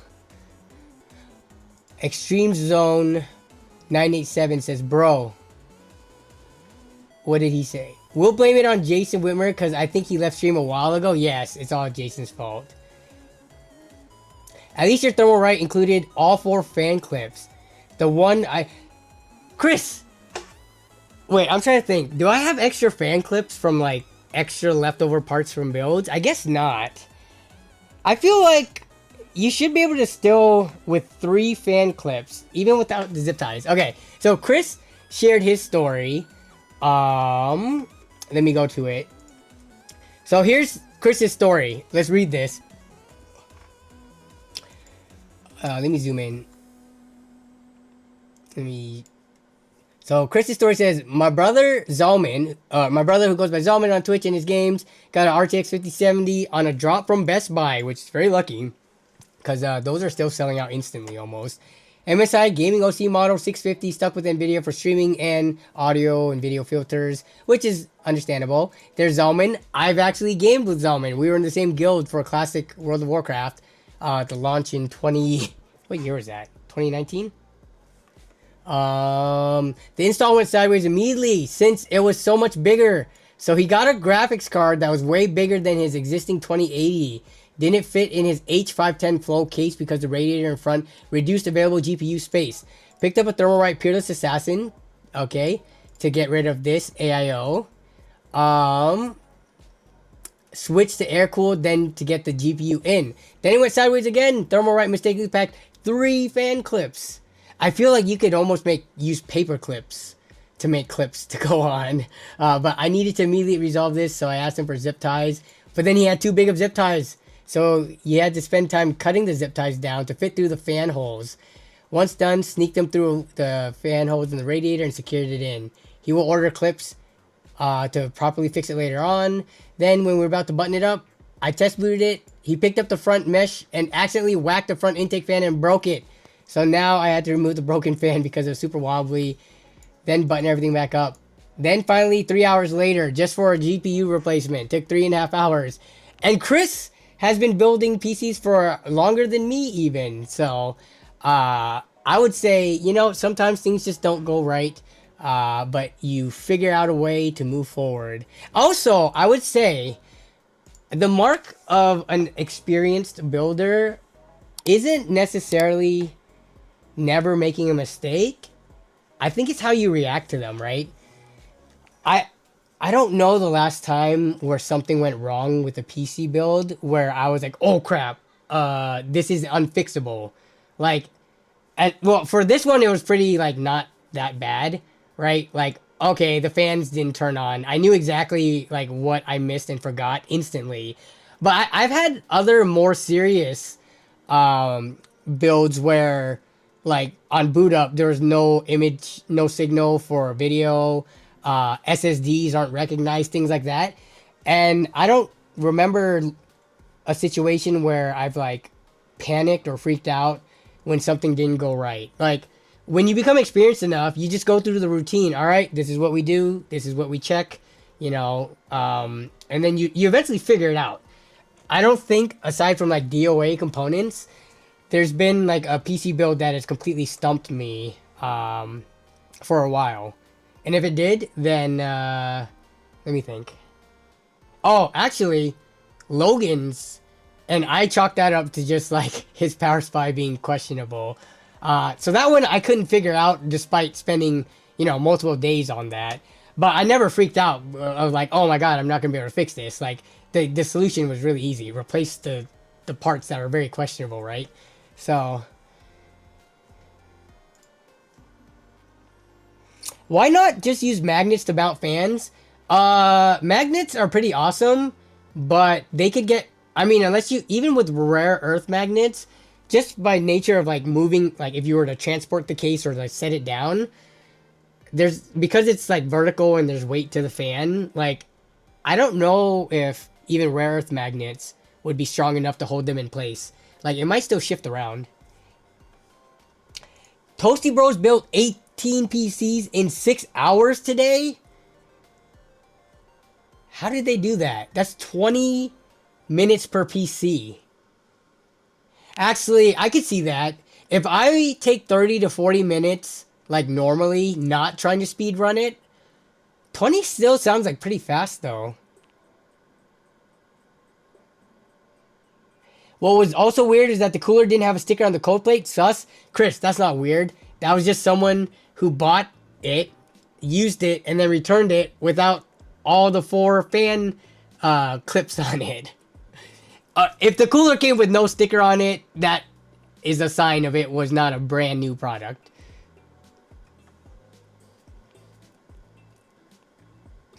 I don't think magnets would interfere with the fan motor. I know this because, actually, let me see if I can pull it up. Nerd on a budget.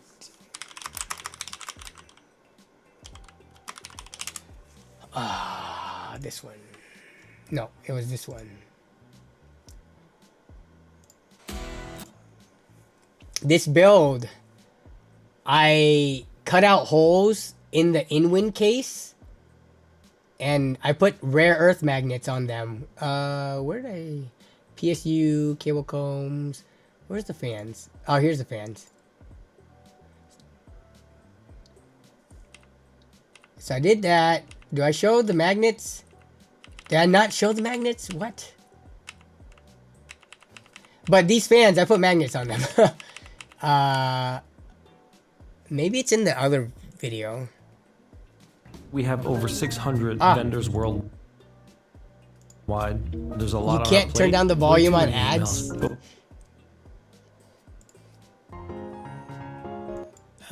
Do I show the fans in here? I still have this. Oh, there it is. You see it? Oh my god, it's just for a split second. So there's the fans, and then I super glued these rare earth magnets onto it, and it didn't affect it. At least I don't think it affected it. If it did, maybe having 4 fans threw it off equally in every direction. No, that wouldn't be. No way I glued these perfectly in a cross. Like, the rare earth magnets are pretty strong. I think I would have noticed if the fan was affected by it. Yeah, this is old. This was 2018, long time ago.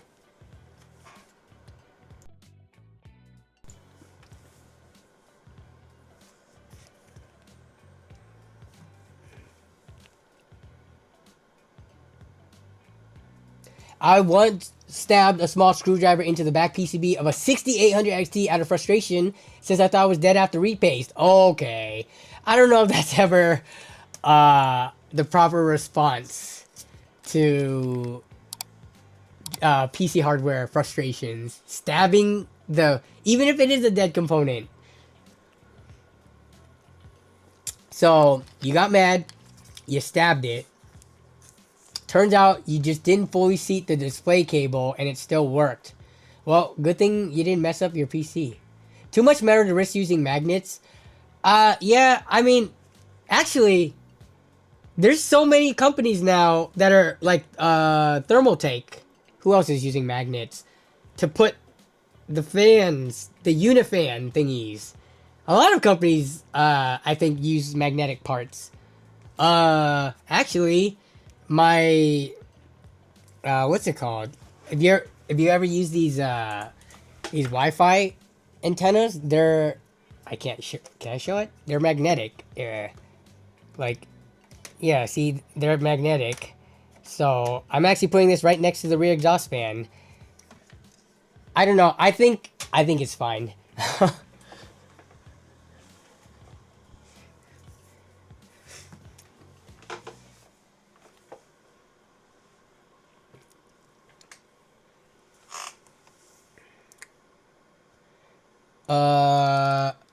Dan H says, can you check the poll on that contest? Last time I checked, you didn't get any votes, law. Wait, this contest? You're talking about the Incredible Hulk? The Tech Vengers? I think I won. I thought I won it. Let me see if the poll still exists. Scattervolt, Mark was the one who hosted it. Tech Vengers. Okay. Actually, I think Straw Poll. Oh, Straw Poll's gone. Yeah. It closed in 2022. We can't check the results anymore. I thought last I checked, mine had the most votes. It was me versus someone else that was at the top. From my memory. I don't remember now. I don't know if anyone took a screenshot or anything. Yeah. Unfortunately, we don't know who got the most votes now. I mean, I don't think that wasn't the point of it. The point wasn't to win the competition. The point was just to have a fun collab with fellow creators. So I think it worked out. How good is an Intel i7-14700F, I'm assuming? With the 4060 Ti for gaming? I mean, that's fine. I think most people would say they would recommend something stronger than a 4060 Ti to be paired with the 14th gen i7, but not everybody only games. Some people can, you know, use the power from the processor for other non-gaming related things. So yeah. Except, wait, Chris, I totally forgot. You had you did the Infinity. What do I need to search to find that? Coalition Gaming Tech Vengers did not pull it up. Thanos build? At this point, were we pretty good friends yet, Chris? This was what, 2018 time frame? I don't remember what. I was talking to Jason about this the other day, Chris. When did me and you like get closer as friends? Yeah, so you weren't in it, but at that point, were you already like pretty like good friends with everybody in the tech fam? Oh, you're talking about Timmy. Okay, that's what I'm confusing it for. Timmy Joe Tech Thanos PC build. There it is. This was actually pretty cool. Even though he self-inserted himself into it, making an Infinity Gauntlet PC with the case fans with the Infinity Gems, that was pretty cool. Timmy Joe Tech, did he come back to make videos? 11 months ago, so not really. But he was one of the budget content creators that, you know, that eventually decided that YouTube was not, like, viable, I guess, in terms of being able to spend time doing it. Unfortunately. He was a cool dude.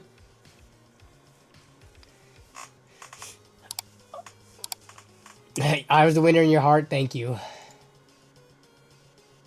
I wonder if maglev fans would be more sensitive to external magnets. That seems like something that Jay would do for a video. Jay likes to do random experiments and stuff, one-off videos. If you toss that idea to him, he would probably do it. Have you ever built your own keyboard? I have never built my own keyboard. I am not interested in building keyboards. That's not to say I will never do it, but yeah, I don't know why. I've never been super interested. I mean, I lubed the lazy way the switches in my keyboard. I pushed the stem down and then like forced a paintbrush with some lube in and lubed every one of the switches in this keyboard. But yeah, I don't know. Also, I feel like when I've seen it, unless you go for like the specialty stuff, I hate keyboards without the 10 key. I cannot use a keyboard, what is it, the 87 key? Or the 60 something key? Like, bro, how do people function in life? Maybe if they're just gaming, but like, I feel like if you got adult stuff to do, you need a numpad. Whether it be paying your bills, doing spreadsheets for your, you know, your household budgeting. I don't know. Like, I just feel like, how do people get by without the extra rows and the numpad? And I think building a key, I think, what is this, 92% or something, 98? I forget what the percentage is. I always forget because I'm not a keyboard guy. Building something that's more special with in terms of like the PCB and the case and stuff like this, I feel like it would be more expensive. Remember, this keyboard cost me 80 or 90 bucks. And then I bought, like I said, a keycaps for it. But the base keyboard, which comes with keycaps, was like less than 100 bucks. How much would building one be and trying to get all like, just all the components for? And this is wireless. How much would building a wireless / wired keyboard, both Bluetooth and with USB dongle, right? So there's multiple ways to go about the wired, or at least I think there's a dongle. Maybe not. Maybe it's just Bluetooth. I forget. But yeah.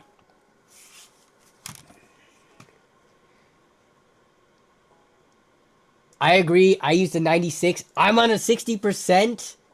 What is the 60%? I don't have it on wireless mode because it always goes to sleep when it's on wireless mode to save. And then when I start typing, it's like not ready. 60% keyboard. Is that the most viable small one? Yeah, what is this?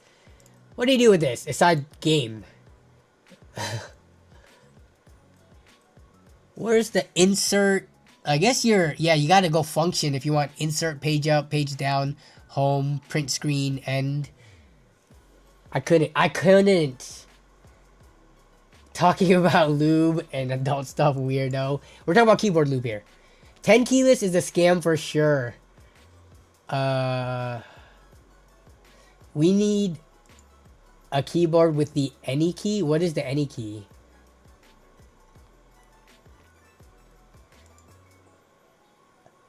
I'm on 60% too. Got used in less than a month. Got used in less a month? What do you mean? You bought it used and it was used for less than a month? I use numpad daily? Yeah, for sure. That's way too difficult. Egg uses 60%? How do you do your homework when you gotta do... Wait, did we use Excel in school much? I'm trying to think. I don't remember. I feel like college Excel started being used more. We definitely learned how to use Excel in like... I think I started learning that in middle school. And we probably used it so we can make charts for our science fair graphs and stuff in high school and stuff, but 10 keyless all the way? No.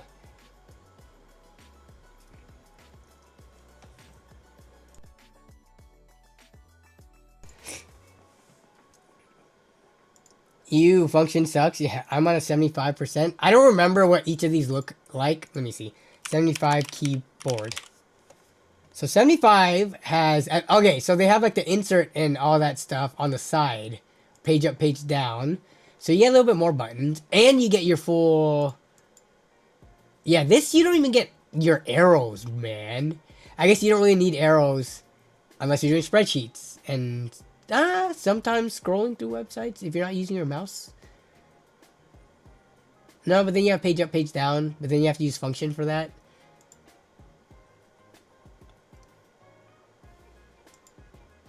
I do like the key. I will say, I don't know why this isn't zooming in. I do like the knobs. Any of the keyboards with the volume knob on it, I like. What is this one? I'm just clicking on a random one. Yeah, I love these knobs. Just having like volume control without having to go like function F7 or function whatever the heck else. 11 and F10.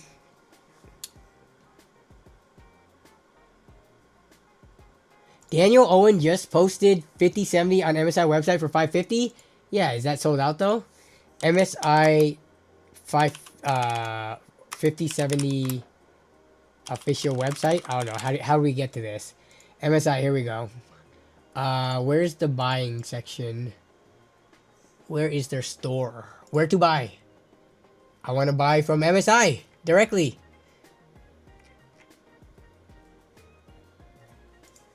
MSI Direct Store. MSI, here we go. Are we thinking this is gonna be available and in stock? Uh-oh. It's loading. It's already seeing traffic. Look, I think it's just us millennials that like a full keyboard. It might be. What's the age cutoff for millennial? Millennial age range. Birth years. Okay, 81 to 96. I fall almost right in the center of that. I'm on the tail end of 89. Graphics cards. The website's broken, guys. I got a 5070 Ti last night off. Did you get it for MSRP? All you need is 2 knobs, Etch-a-Sketch. Exactly. But okay, so Chris said, I use a 60% at work, but I bought a separate 10 key. What's the point of using a separate... What? I guess you can move it around. So you bought a separate 10 key with arrows and insert and all that. I got a deal on the keyboard and wanted to use it. But 10 keyless at home. Though I prefer keyboards with 10 keys still. I can go either way. I cannot function without the 10 key, man. Like... I can type decently fast. Okay, MSI website. It's literally loading right now. You guys can't see it because it's in the tabs, which aren't on the screen. But it's just spinning. Like, I can type decently fast, except for the number key, the number row. I am so slow at that. Let's see, monkey type. Without any warm-up, let's see what I could get. Reject all. So we'll go 30 seconds. Okay.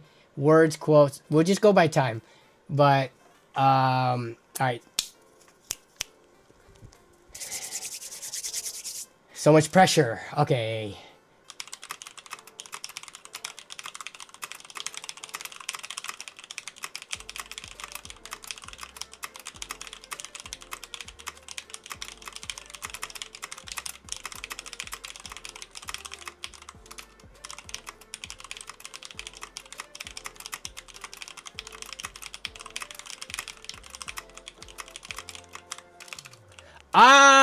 These mess ups. I should just keep on going. Every time I mess up, it's like when you're running and you trip. Oh man, I should have just got like taken the errors and kept going. I think I messed up like 3 separate times and tried to backspace it. But so that's just like typing with words and stuff. I'm pretty good at. But is there one with like numbers? Because I would suck on that. Let me see. There, numbers. Okay. Oh boy. You guys want to see the speed difference once we have to put the numbers in? They do have a numbers test. Oh man. Okay.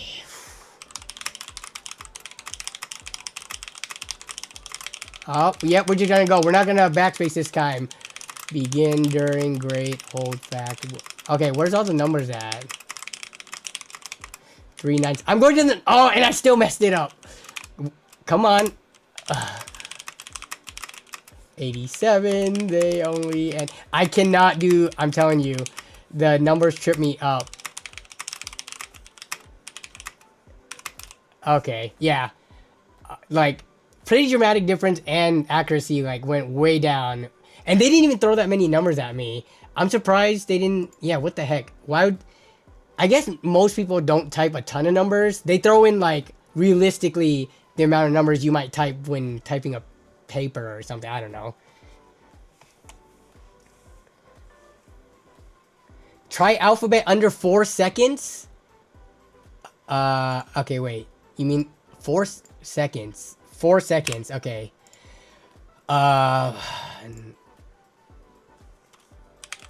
Okay, let me start over. I'm like psyching myself out here. Let me start over. F5. Okay. Oh, I'm like, okay. Because it's only 4 seconds, you have to accelerate right off the line. Otherwise, you're gonna have a slow time. Like, there's no, you don't get time to ramp up. Like, you have to start off the gate, like, okay. That one should be pretty good. 156. I kind of let off at the end there. Dang it. 98% equals failure. I know, right? Okay, has the website, it errored out. I'm going to refresh it. Let's see if it does anything. I'm going to retry that. Let's see if I can get it better.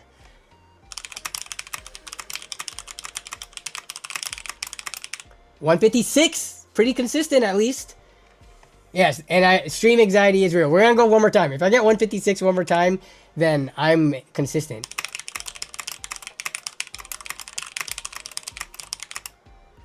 That time I got slower and I messed up. Okay, that's enough of that. Sorry for clacking your ears off. What the heck? We have 179 concurrent viewers right now. That's quite a bit. Was most of you around for the build? Let me show the build again for anyone who may have come in. Oop, wait, still can't. The build is right here. It's gonna look better, okay? The build is gonna be set to a red theme, but right now I haven't configured the RGB or anything on it, so you know, the Red Devil card is just red. Everything's gonna be set kind of like, it's like a reddish orange. But that's what we did today for anyone who is late and you like completely missed that. But yeah, I mean, okay, we are 2 hours in the stream.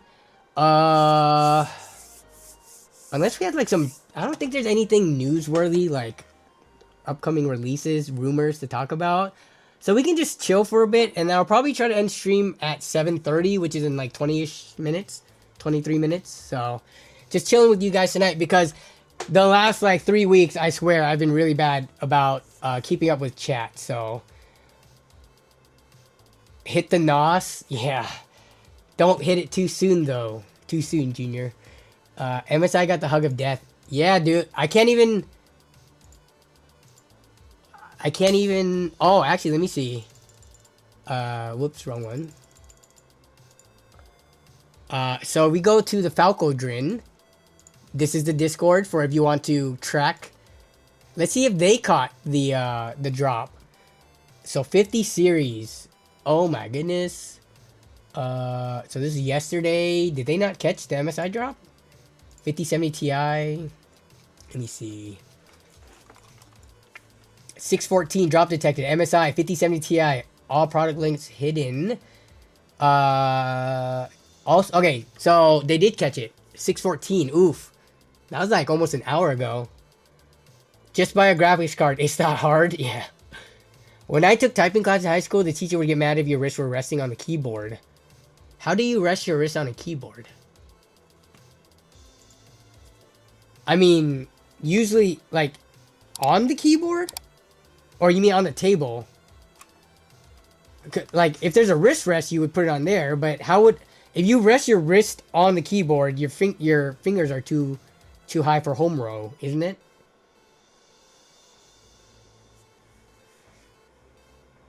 Jason, who was able to get a Founders Edition Best Buy drop of a 5090, of course he would say it's not too hard. Just get good. On the table. Oh, okay. Maybe he means laptop keyboard. Yeah, I mean, he means on the table. I definitely type on the table. Yeah. I'm, my wrists are rested on the table. How could you float it? Is that the proper way to do it? I guess if you get a wrist rest, you will be resting on that floating. But like without a wrist rest, Ooh, that just feels uncomfortable.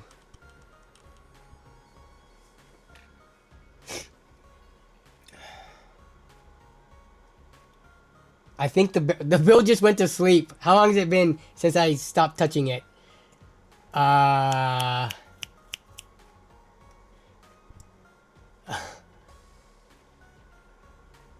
it went to sleep or hibernate or whatever the default Windows has on it.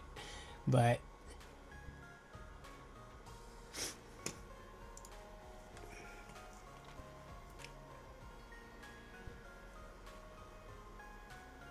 is it 20 minutes? Default power settings are 30 minutes. 20 or 30? That's like one of the first things I do when I get in there. I set screensaver to whatever. I usually do like screen turn off like 30 minutes probably. Screensaver like 10-ish minutes, 5-10 minutes. And then turn off any sleep and hibernate settings.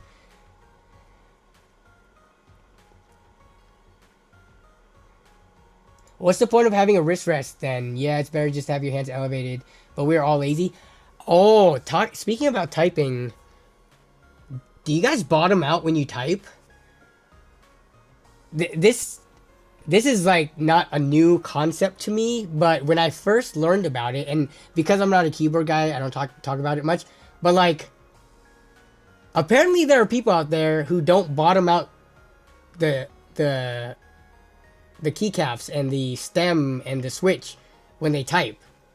Like, I couldn't even imagine. Like, let me try here. So I'll show you what it sounds like, right? This is what it sounds like to type like with bottoming out, like. But if you don't, so let's see if I try to not bottom out. Oh my god, I can't even do it. Oops, what the heck happened?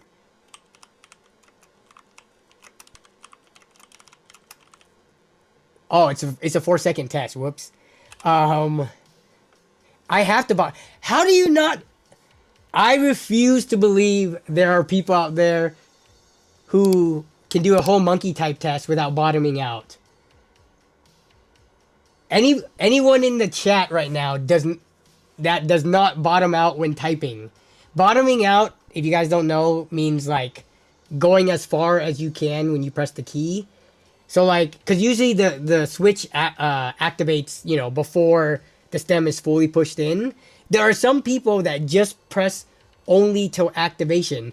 The only time I don't bottom out is like if I'm playing a game and I'm trying to like do very precise like tapping. Oops, I just switched the scenes. Where I try to do like very, what the heck? That switched the scene? That shouldn't do that. How did that happen? Interesting. Why is there a hotkey on the letter S? And how is it not... Let me see. Not bottoming out is horrendous. I can't even do it consistently, even if I'm concentrating. That's... I don't know. I'm not sure if I've seen someone do that in person before. Let me check my hotkeys. What is going on? Why did S just change it?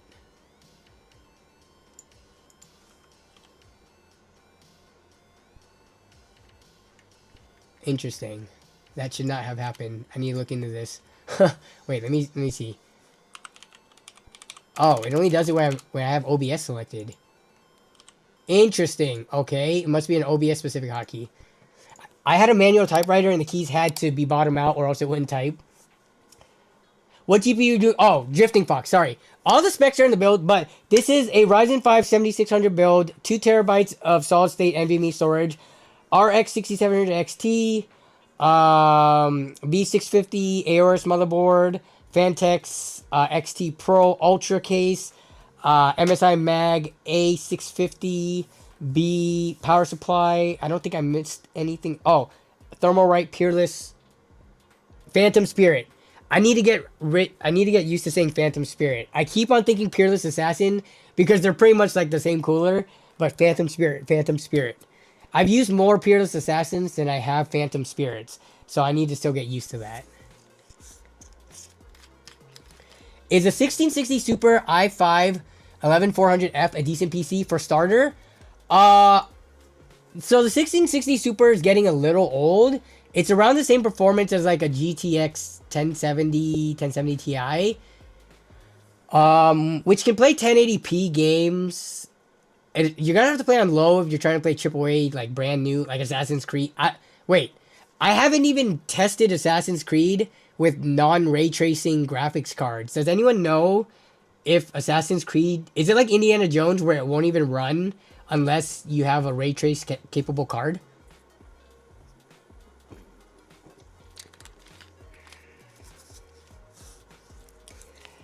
See, these specs, the 1660 Super and the 11400F, hard to say if it's decent, depending on the price. If you've had it for a while, then, you know, you already bought it whenever, so, it's still a usable PC. But, like, are you trying to buy this? And if so, for how much? Then I could give a better answer, but, the 11400F is still usable for a bit. Even though it's, you know, basically 10th, 11th gen. Not too bad, though. It's the graphics card that's going to hold you back. Pretty sure ray tracing is always on for even at low settings. Yeah, so that's where I noticed when I was trying to set up my Assassin's Creed settings, Assassin's Creed Shadows. There was no way to turn off ray tracing. Just turn it to low. So I turned it to low because I'm using the freaking Arc B580 on a 1440p ultra-wide. But I haven't tested it on older hardware with no ray tracing yet to see if it even runs.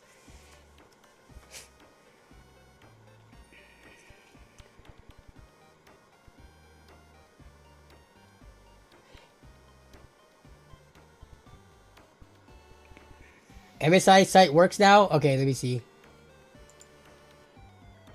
Oh wait, where did it go? MSI.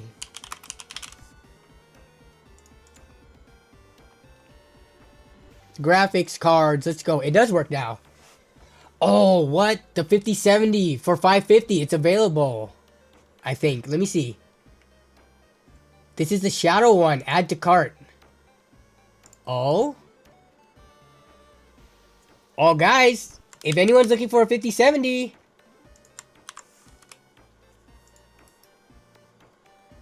Is that the only one? No, I don't believe this. Let me see. Let me log on to a different browser. I don't believe that it's in stock when everything else is sold out around it. I feel like it's just not updated. As soon as I try to actually buy it, I feel like it's gonna be sold out. Let me see. By this point, I might have missed it. So I'm doing it in a separate browser so I don't dox my credit card information. I'm not actually gonna buy it because I told myself if I'm buying a 5070, the only one I'm gonna buy is the Founders Edition. I gotta sign up. My goodness. Let me sign up real quick. My goodness, why do you need my date of birth? Does Newegg require your date of birth? Look, I just used my numpad to put in my date of birth.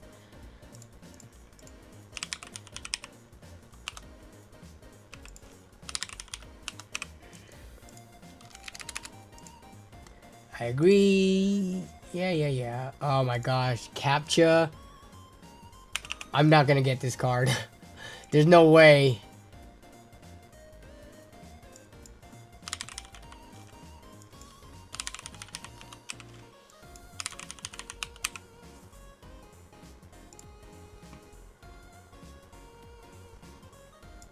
How am I failing this CAPTCHA?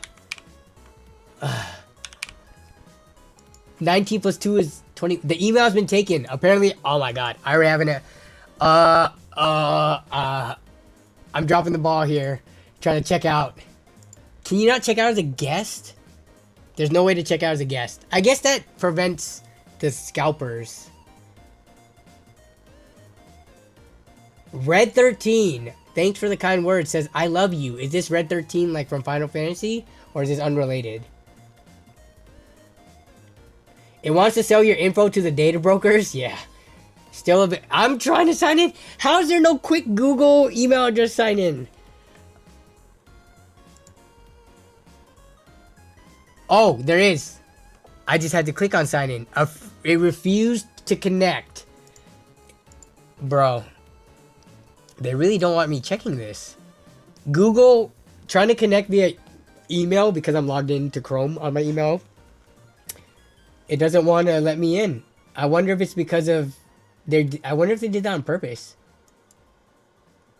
Accounts.google.com refused to connect. Interesting.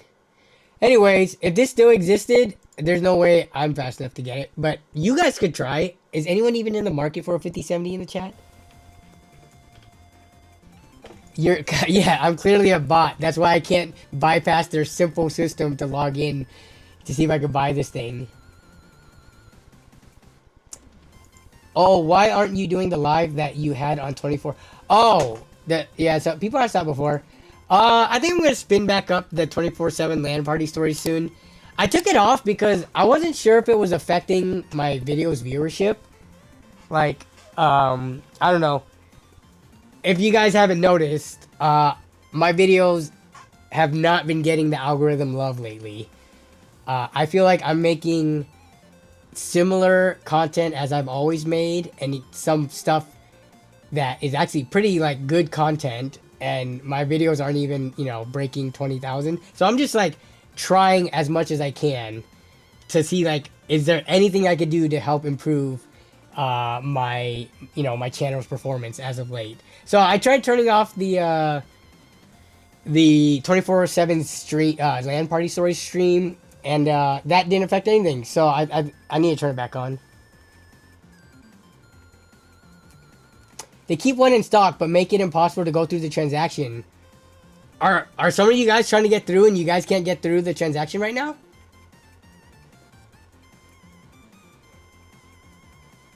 Have too many? Yeah, but do you have 5070s?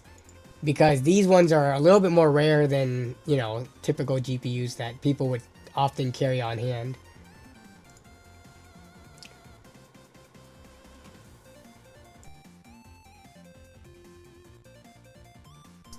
Sorry, I think I missed, well, let's see.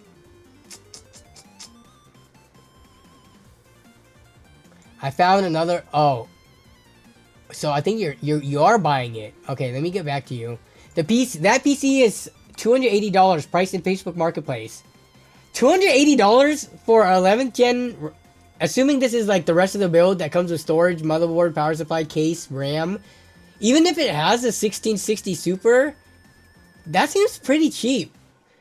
Because you could sell that graphics card for, let's say, 80 bucks. So that makes out for a bare bones, you know, everything but a GPU setup for 200 bucks. And then buy, like, any graphics card for, like, up to 300 bucks and have a solid $500 gaming PC.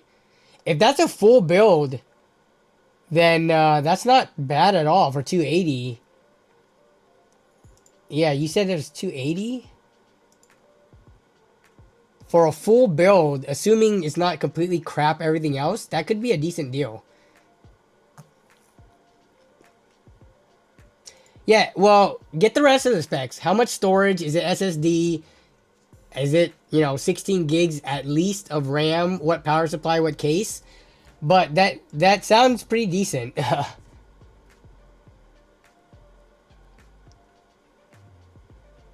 And it's usable as is. That's the thing. At 280, I think that's a pretty solid spec PC as is.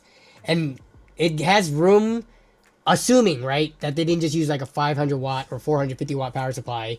You could replace the graphics card for, you know, something more like a 3060, 3060 Ti, 6700 XT or something down the line. On Reddit, people aren't taken seriously unless they have their feet pics that they post. Okay, what's going on here?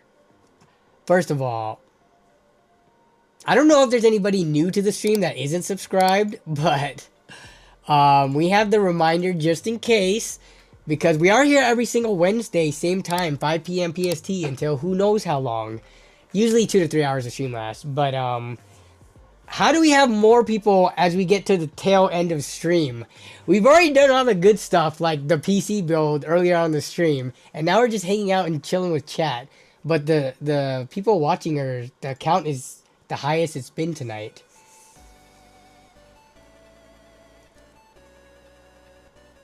Newegg had that model as a prize for a shuffle today. I'm wondering, I signed up for that shuffle today. I didn't get picked for anything. I wonder if they had a little dump of them recently available from MSI. Maybe. Though I signed up for the shuffle, I clicked that one just to see if I could win it. I wasn't gonna buy it, and I didn't get selected anyways. I just saw it's only... Okay, 1 stick of RAM. Wait, but how much? 16 gigs DDR4. I would say at that price, yeah, you could buy another 16 gig stick to put in there, and it wouldn't be the end of the world. Here, let's do an exercise. Everybody knows running a single stick of RAM versus in dual channel is bad, right? How bad is it? Well, good thing I should make a video on this. Let's see, dual channel versus single channel RAM tests. Let's see if there's any recent results. I think people think it's worse than it is.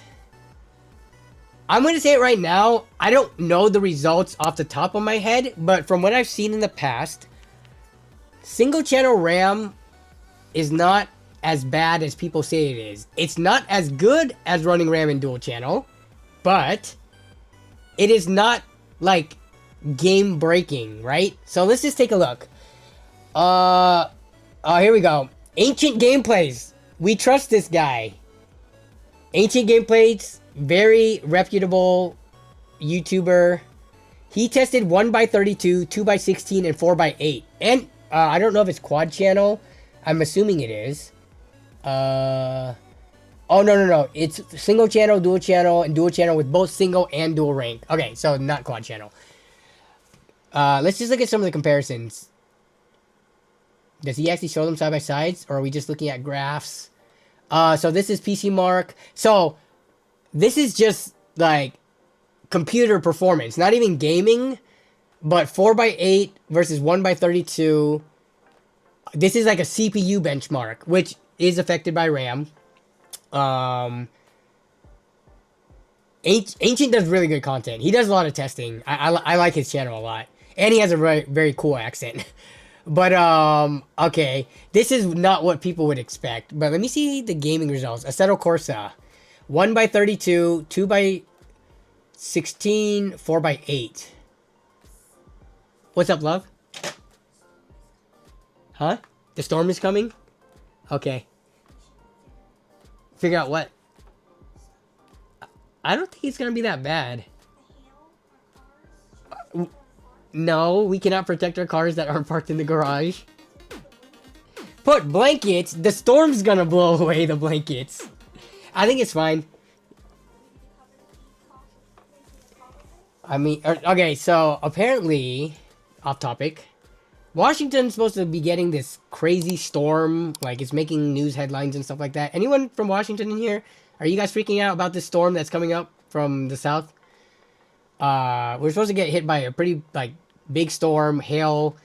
Melissa's worried about the car getting, cars getting damaged, but we can't really do anything about it. Like, you know, we have the car parked in the garage, and the garage is full, so we have some cars outside.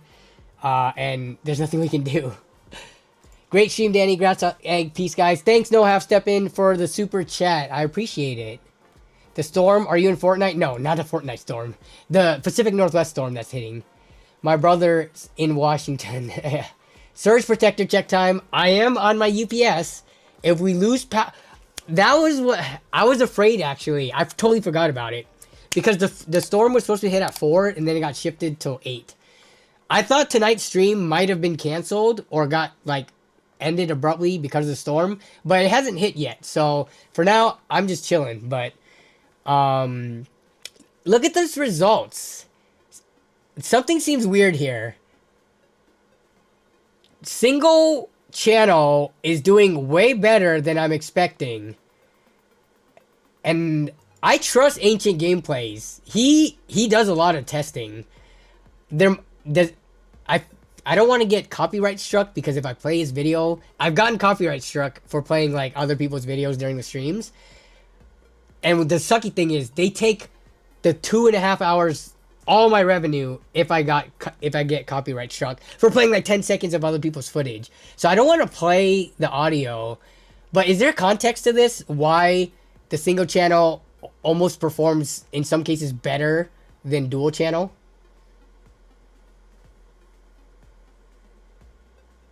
He's on DDR. Okay, so we have to find a DDR4 test. Just in general, and that's in performance mode, but he's on performance mode regardless, right? On all the settings. It's not like he's giving a disadvantage, I guess, setup or situation for the 2x16 or the 4x8. Wait, let me make sure. What is the test configuration? Here, let me see if he... I'm assuming he does, because they do have 8GB DDR5. Okay, we gotta find DDR4. DDR4 single, because I think the same thing, Iceberg Tech. Let's look at Iceberg Tech.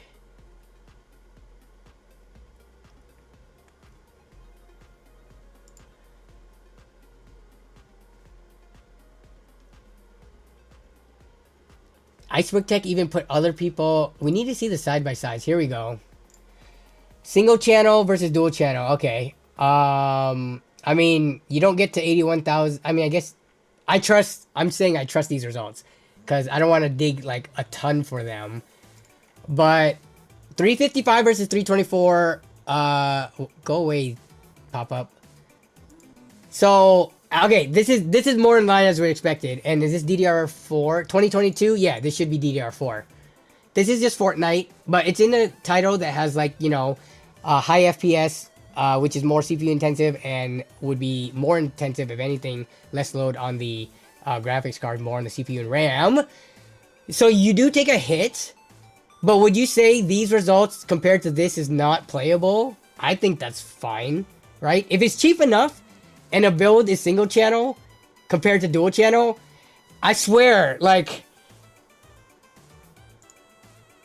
it doesn't become all of a sudden unusable, right? Which is what, if you just go by the YouTube comments, Reddit comments, Twitter, anything, like, anytime you see someone post a PC and there's a single you know, RAM stick in there, let's say you post it to Reddit, everyone's gonna hammer at that person like, oh my god, you only have single channel memory, like, it's the end of the freaking world. Like, yeah, we get it. It's not as good, but you guys act like the computer won't run and it won't still play games, and, like, the performance is half or something. Let's look at the rest of the results. I'm actually curious. Here's Splitgate, which, again, okay, 1% lows is not as good. I'm surprised the average is actually still that good. 0.1% lows, you feel a lot less.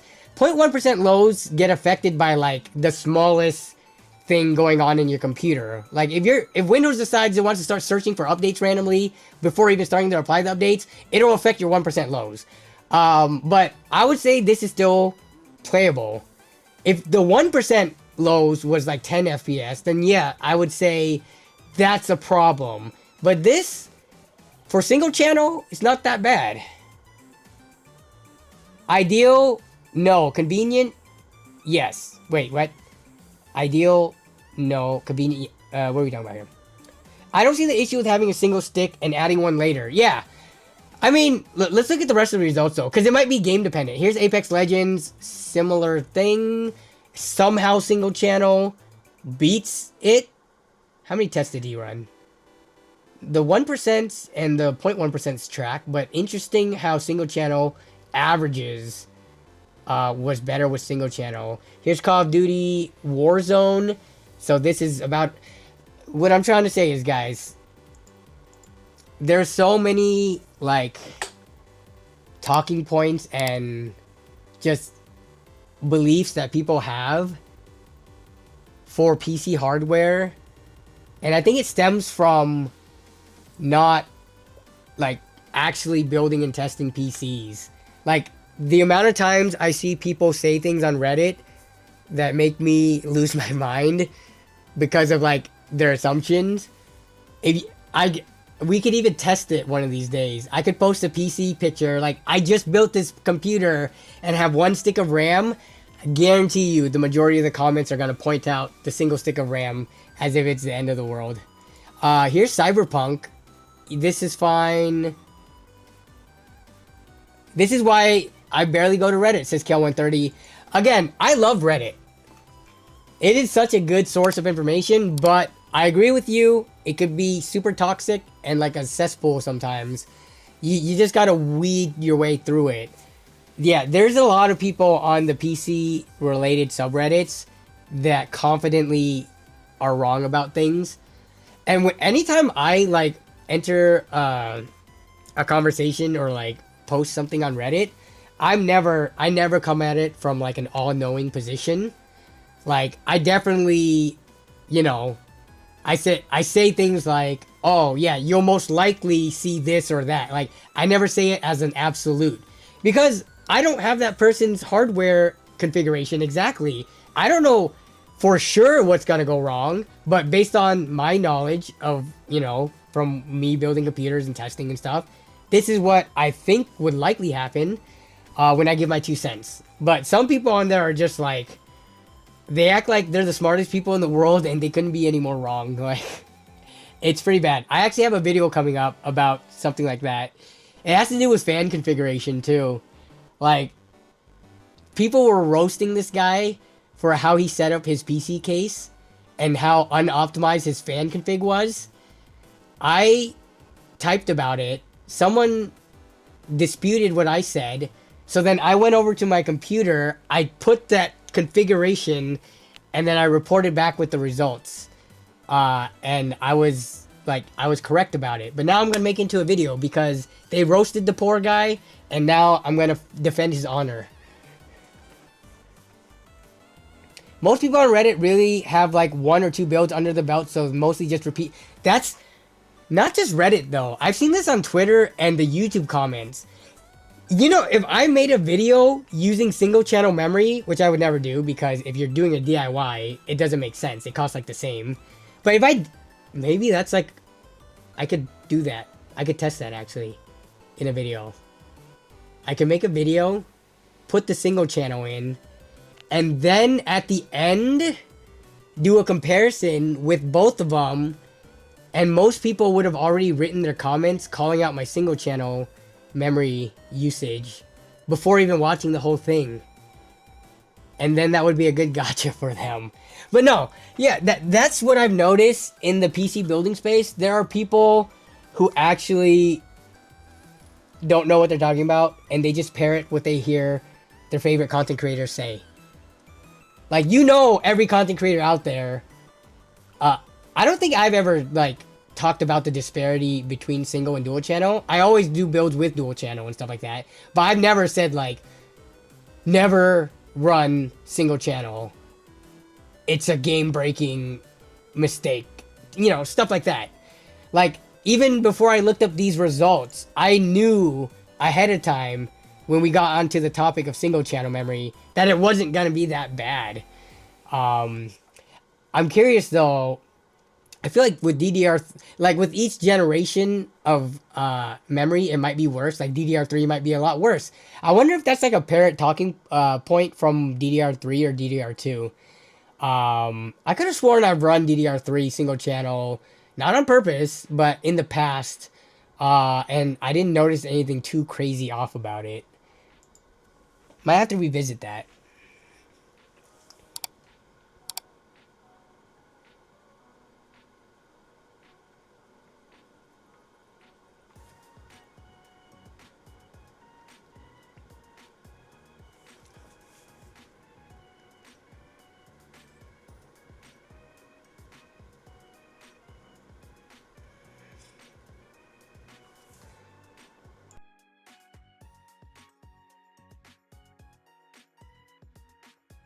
Give me one second.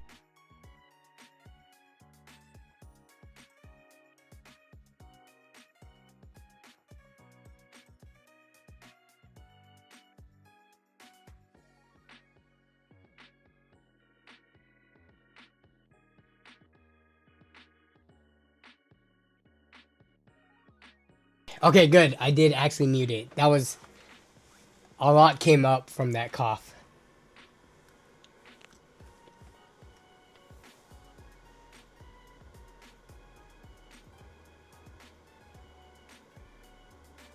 Reddit can be good, but there are so many people that are terrible and also seem to be online 24/7. Yeah, it's a mixed bag. I guess the easiest thing to do is like ignore people, which I have a hard time doing. Give me 1 second.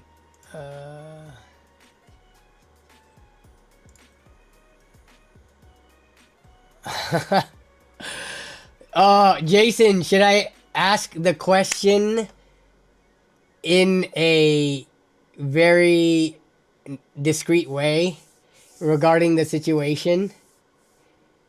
Are you sick? I think I'm sick because I did have not a fever, but I had a sore throat this past week. I hope it's not allergies. All right, me and Jason are debating about something, and we need your input. So let's say a person is working on a project, right? And they needed files from like somebody else, and the person sends. So person A and person B. Person A is working on a project like at work or something, right? And person B needs to send them a project or parts for the project. And let's say person B sent it, and person A like took a look at it via the email but didn't download it onto their computer. And then later on, when they decided that they needed to actually go download it because it was like on a shared storage, like Dropbox or something like that, they went to go download it like a week later because they didn't download it initially. It's not there anymore, so it's like, oh crap, I should get that file. So they go to person B and said, hey, can I actually get that file? I didn't download it when you first sent it to me, but I still need it for the work that we're doing. And person B says, I deleted all traces of it from the face of this earth. Who is technically more in the wrong? Person A, who is in the wrong because I guess they didn't download it initially. They should have. But they made the mistake of not downloading it initially. But when they went to person B, should person B have kept that file for longer than a week before deleting it and all traces of it from the face of the earth, never to be seen again?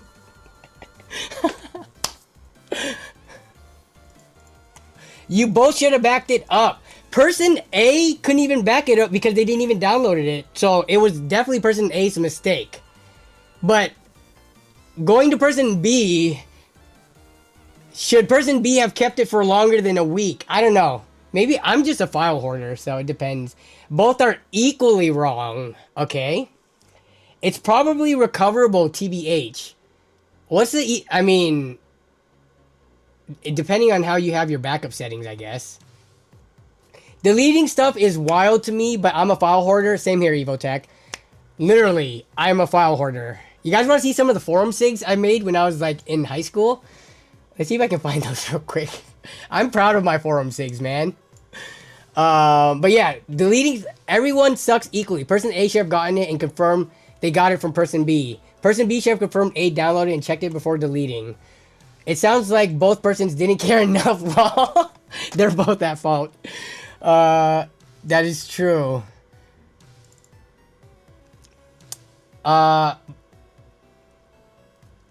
Person A should have downloaded it or saved the email. I mean, I agree. Person A is person A, no matter what, is in the wrong. But in terms of like when you have like coworkers or co-collaborators on a project and you're getting parts from other people, how long should a person keep a piece of work that is like, you know, that they're working with someone for? I keep stuff, for me personally, I delete things in order, right? If I'm clearing space for something, I don't delete the most recent thing I just worked on. I delete stuff from like the oldest thing from years ago that I worked on. You know, you go into your file manager and you click date modified or date created, and then you go to like 5 years ago and start deleting from there first.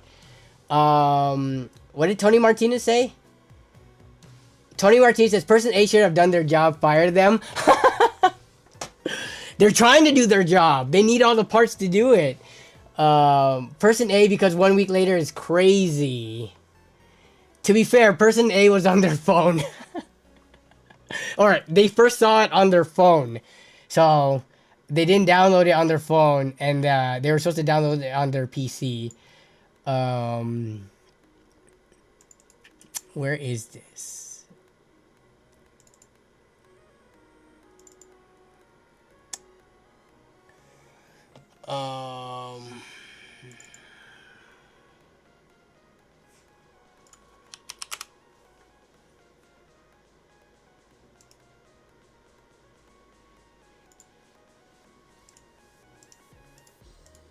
All right, we're gonna look into Danny's high school and college days of making forum signatures. Oh my god, these are so cringy. My gosh. Oh my gosh. Okay, you guys remember forum signatures?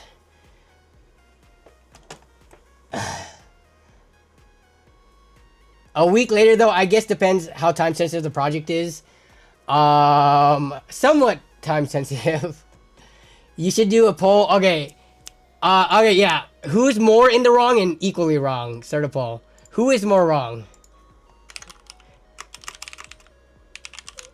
Person A, person B, and then I'll put equally wrong.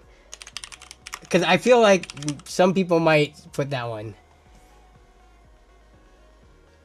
Alright. Thanks for tuning in, Dave. David, we will get you this PC at some point. I gotta coordinate with your dad still. Have a good night, man. Do you guys remember forums? I do. Oh my gosh. Oh my gosh. These are pretty cringy, guys. I'm telling you. And see, they would be at the bottom of signature, so you wouldn't even see them in the, I forgot what my default what's it called? The resolution I would do for them is. Oh man. Oh man, here's a Halo one. Oh boy. Person A and person B is confusing. Remake the poll. End poll. Yeah, okay. Who is more in the wrong?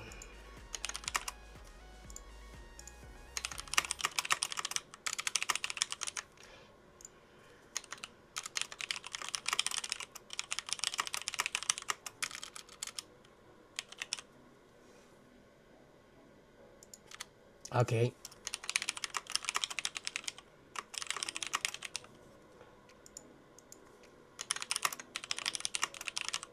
Okay, we're starting the poll again. This is from a time frame when Yahoo was the top search engine. Oh, look at this one. This one says Gundam. So a lot of these were like, so normally, for those of you guys who weren't around for forums and forum signatures, these would be these little images that is essentially what it is, your signature. So every time you post it on a forum, this would be at the bottom of your post. So people would recognize, you know, aside from your profile picture, like who was talking in the conversation. It's like signing off, right? And a lot of these I did for practice. I made some with like people's names and stuff on it, but like for these generic ones, a lot of them were like the same style too. I would just like put some random word in to practice with font and things like that. But how old is this? I guess the date on this wouldn't be oh my god, July 20th, 2006. This is when I created this, back in 2006. 19 years ago almost. So I'm getting the feeling Danny is person A and Jason is person B, lol JK. Has the votes come in yet? Come on, keep the votes coming in. We'll reveal who is which person in a bit. I made a Ninja Gaiden one.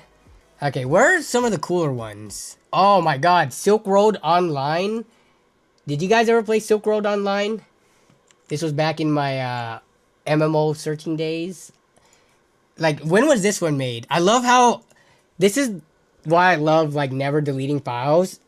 Yeah, I also... Wait, July 2006. Did I make all these in, like, the same night?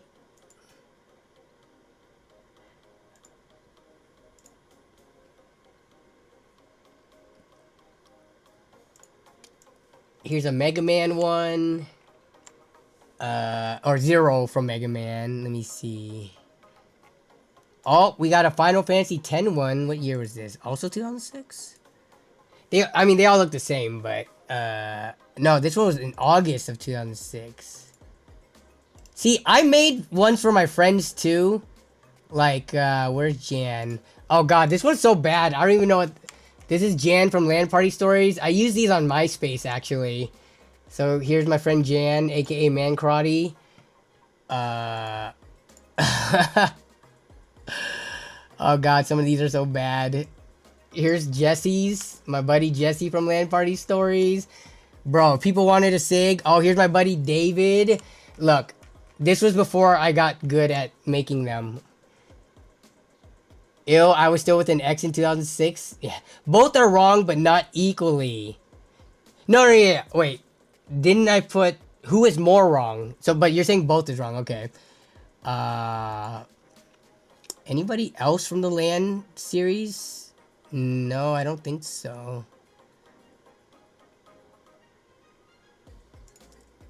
I don't have all my SIGs, do I? I think some of them got lost. Yeah, they're not all here. No, these are all my bad ones. I swear I got better. I think they might be on my photo bucket if that still exists. All right, let's take a look at the poll. I've made a couple of those. Yeah. Do people still make them these days? So Jason is person B and Danny is person A. Yeah, you guys read it like a book. All right, I'm coming clean. For the collab, and I think the main problem was that because I talked to Jason on Discord, I emailed most of the creators for the collab, but some people I went through Discord if I normally talk to them in Discord, right? So everybody who sent an email and emailed me back, I'm pretty sure I downloaded them instantly.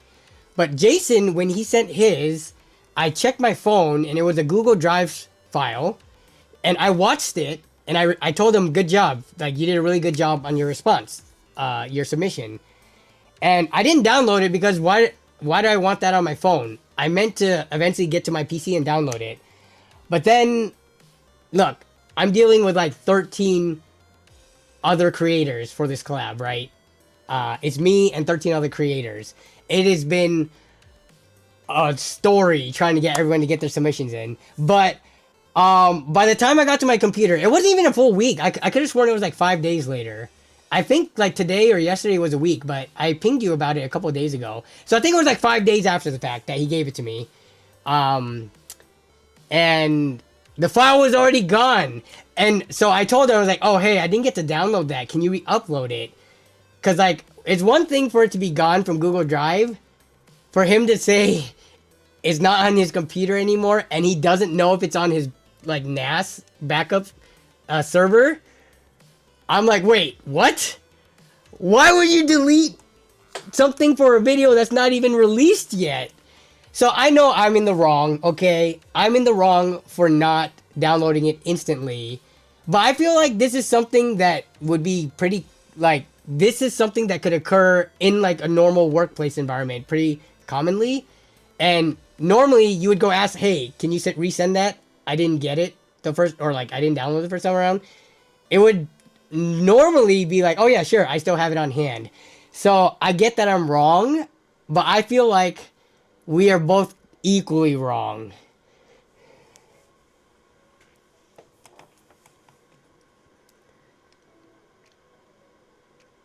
You good, can't fire yourself.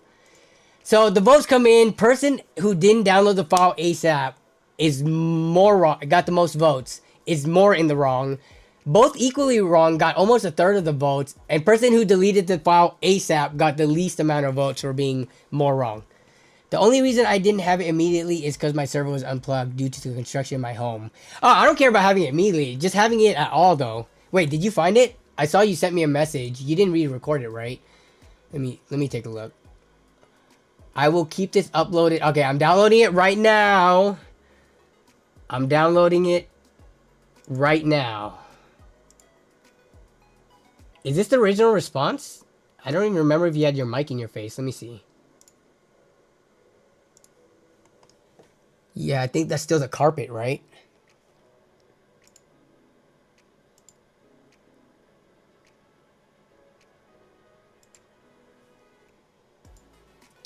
Is our flat still on? We have live. Yes, we have live tech drama right now. Week is not long enough regardless. A month, sure. Oh, it's the same one? Okay, I don't remember. I don't remember exactly like what you were wearing. And I didn't remember your mic being in your face in it. So, okay. Is it downloaded? Still, don't delete it yet. Even though I'm downloading it to my computer right now. Don't delete it yet. And then the storm hits, exactly. You can use recovery tools to recover the file if you haven't written over that specific block on the drive.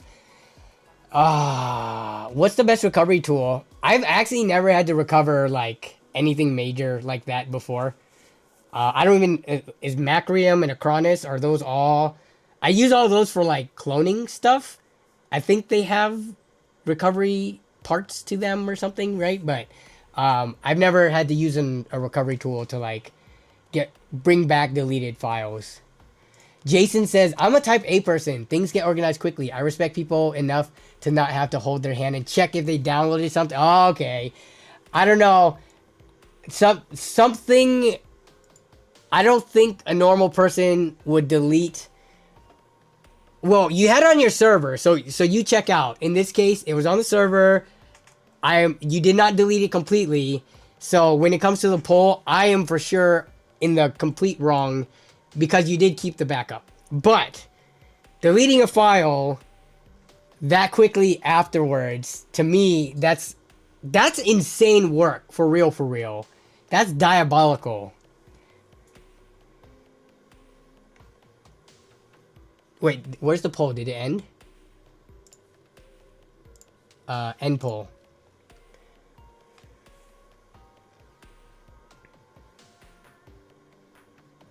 I wanted to recover those bytes. He says this as he keeps some other probably super old files on hand. Now, I understand for the Google Drive part of it because you have that 15 gig limit, which you saw mine. I was like in 30 or 40 gigs of just emails. So I understand that part. I'm with you, Nob. You guys, don't agree with me just because this is my stream and you guys are watching me for me. If I'm wrong, call me out for being wrong. I know I'm wrong for not downloading it instantly, but man, that's insane work to delete the file off your computer after not even a week. How you gonna do me like that? How Unc gonna do me like that? Yeah, let's set up the octagon. I think Malicious should end this. Oh my god, you guys. I was supposed to end at 7:30. It's 8 p.m. The storm, I don't even know if it's hit yet. Let's check the weather real quick. Let's check the weather. Lynnwood weather. Light thunderstorms and rain. See, they always predict these. Let's look at the news. Lynnwood or Washington storm. Severe thunderstorm watch issued for several western Washington counties. Will there be a tornado and what? What? A tornado? Okay, come on, guys. Stop trying to clickbait. Stormy Wednesday. Yeah, so we're supposed to have a storm. Hopefully we don't lose power because I like having heat and I like not running around in my house in the dark. So we'll see. But that's gonna wrap it up for this stream, guys. Thanks for a fun stream as always. If I could get all the collab entries by Friday, the collab video can come out this weekend. If not, then it's not coming out this weekend. So, potentially be on the lookout for the collab video. I'm still waiting for 3 entries, I believe, which is crazy work for a collab that I requested all the clips in by I think I asked for them 3/14. So being almost 2 weeks late on a submission after confirming participation, that's crazy work. I'm not gonna call any names because I understand people are busy and stuff, but yeah, I guess that's gonna be it though. So aside from next week's stream or any YouTube Shorts content coming out, I will see you guys then. Take it easy, y'all. Have a good night. Tornadoes do happen in Eastern Washington. Yeah, but for Western Washington, that'd be nuts. If it happens, hopefully some people can get some videos of it so I can see. But y'all have a good one. Have a good night. Bye-bye. Rad Robot says, Jason, next video, the problem with Nobe. We've joked about this. Yeah, the problem with every tech content creator ever, you can make a video on, probably. But have a good one, everyone.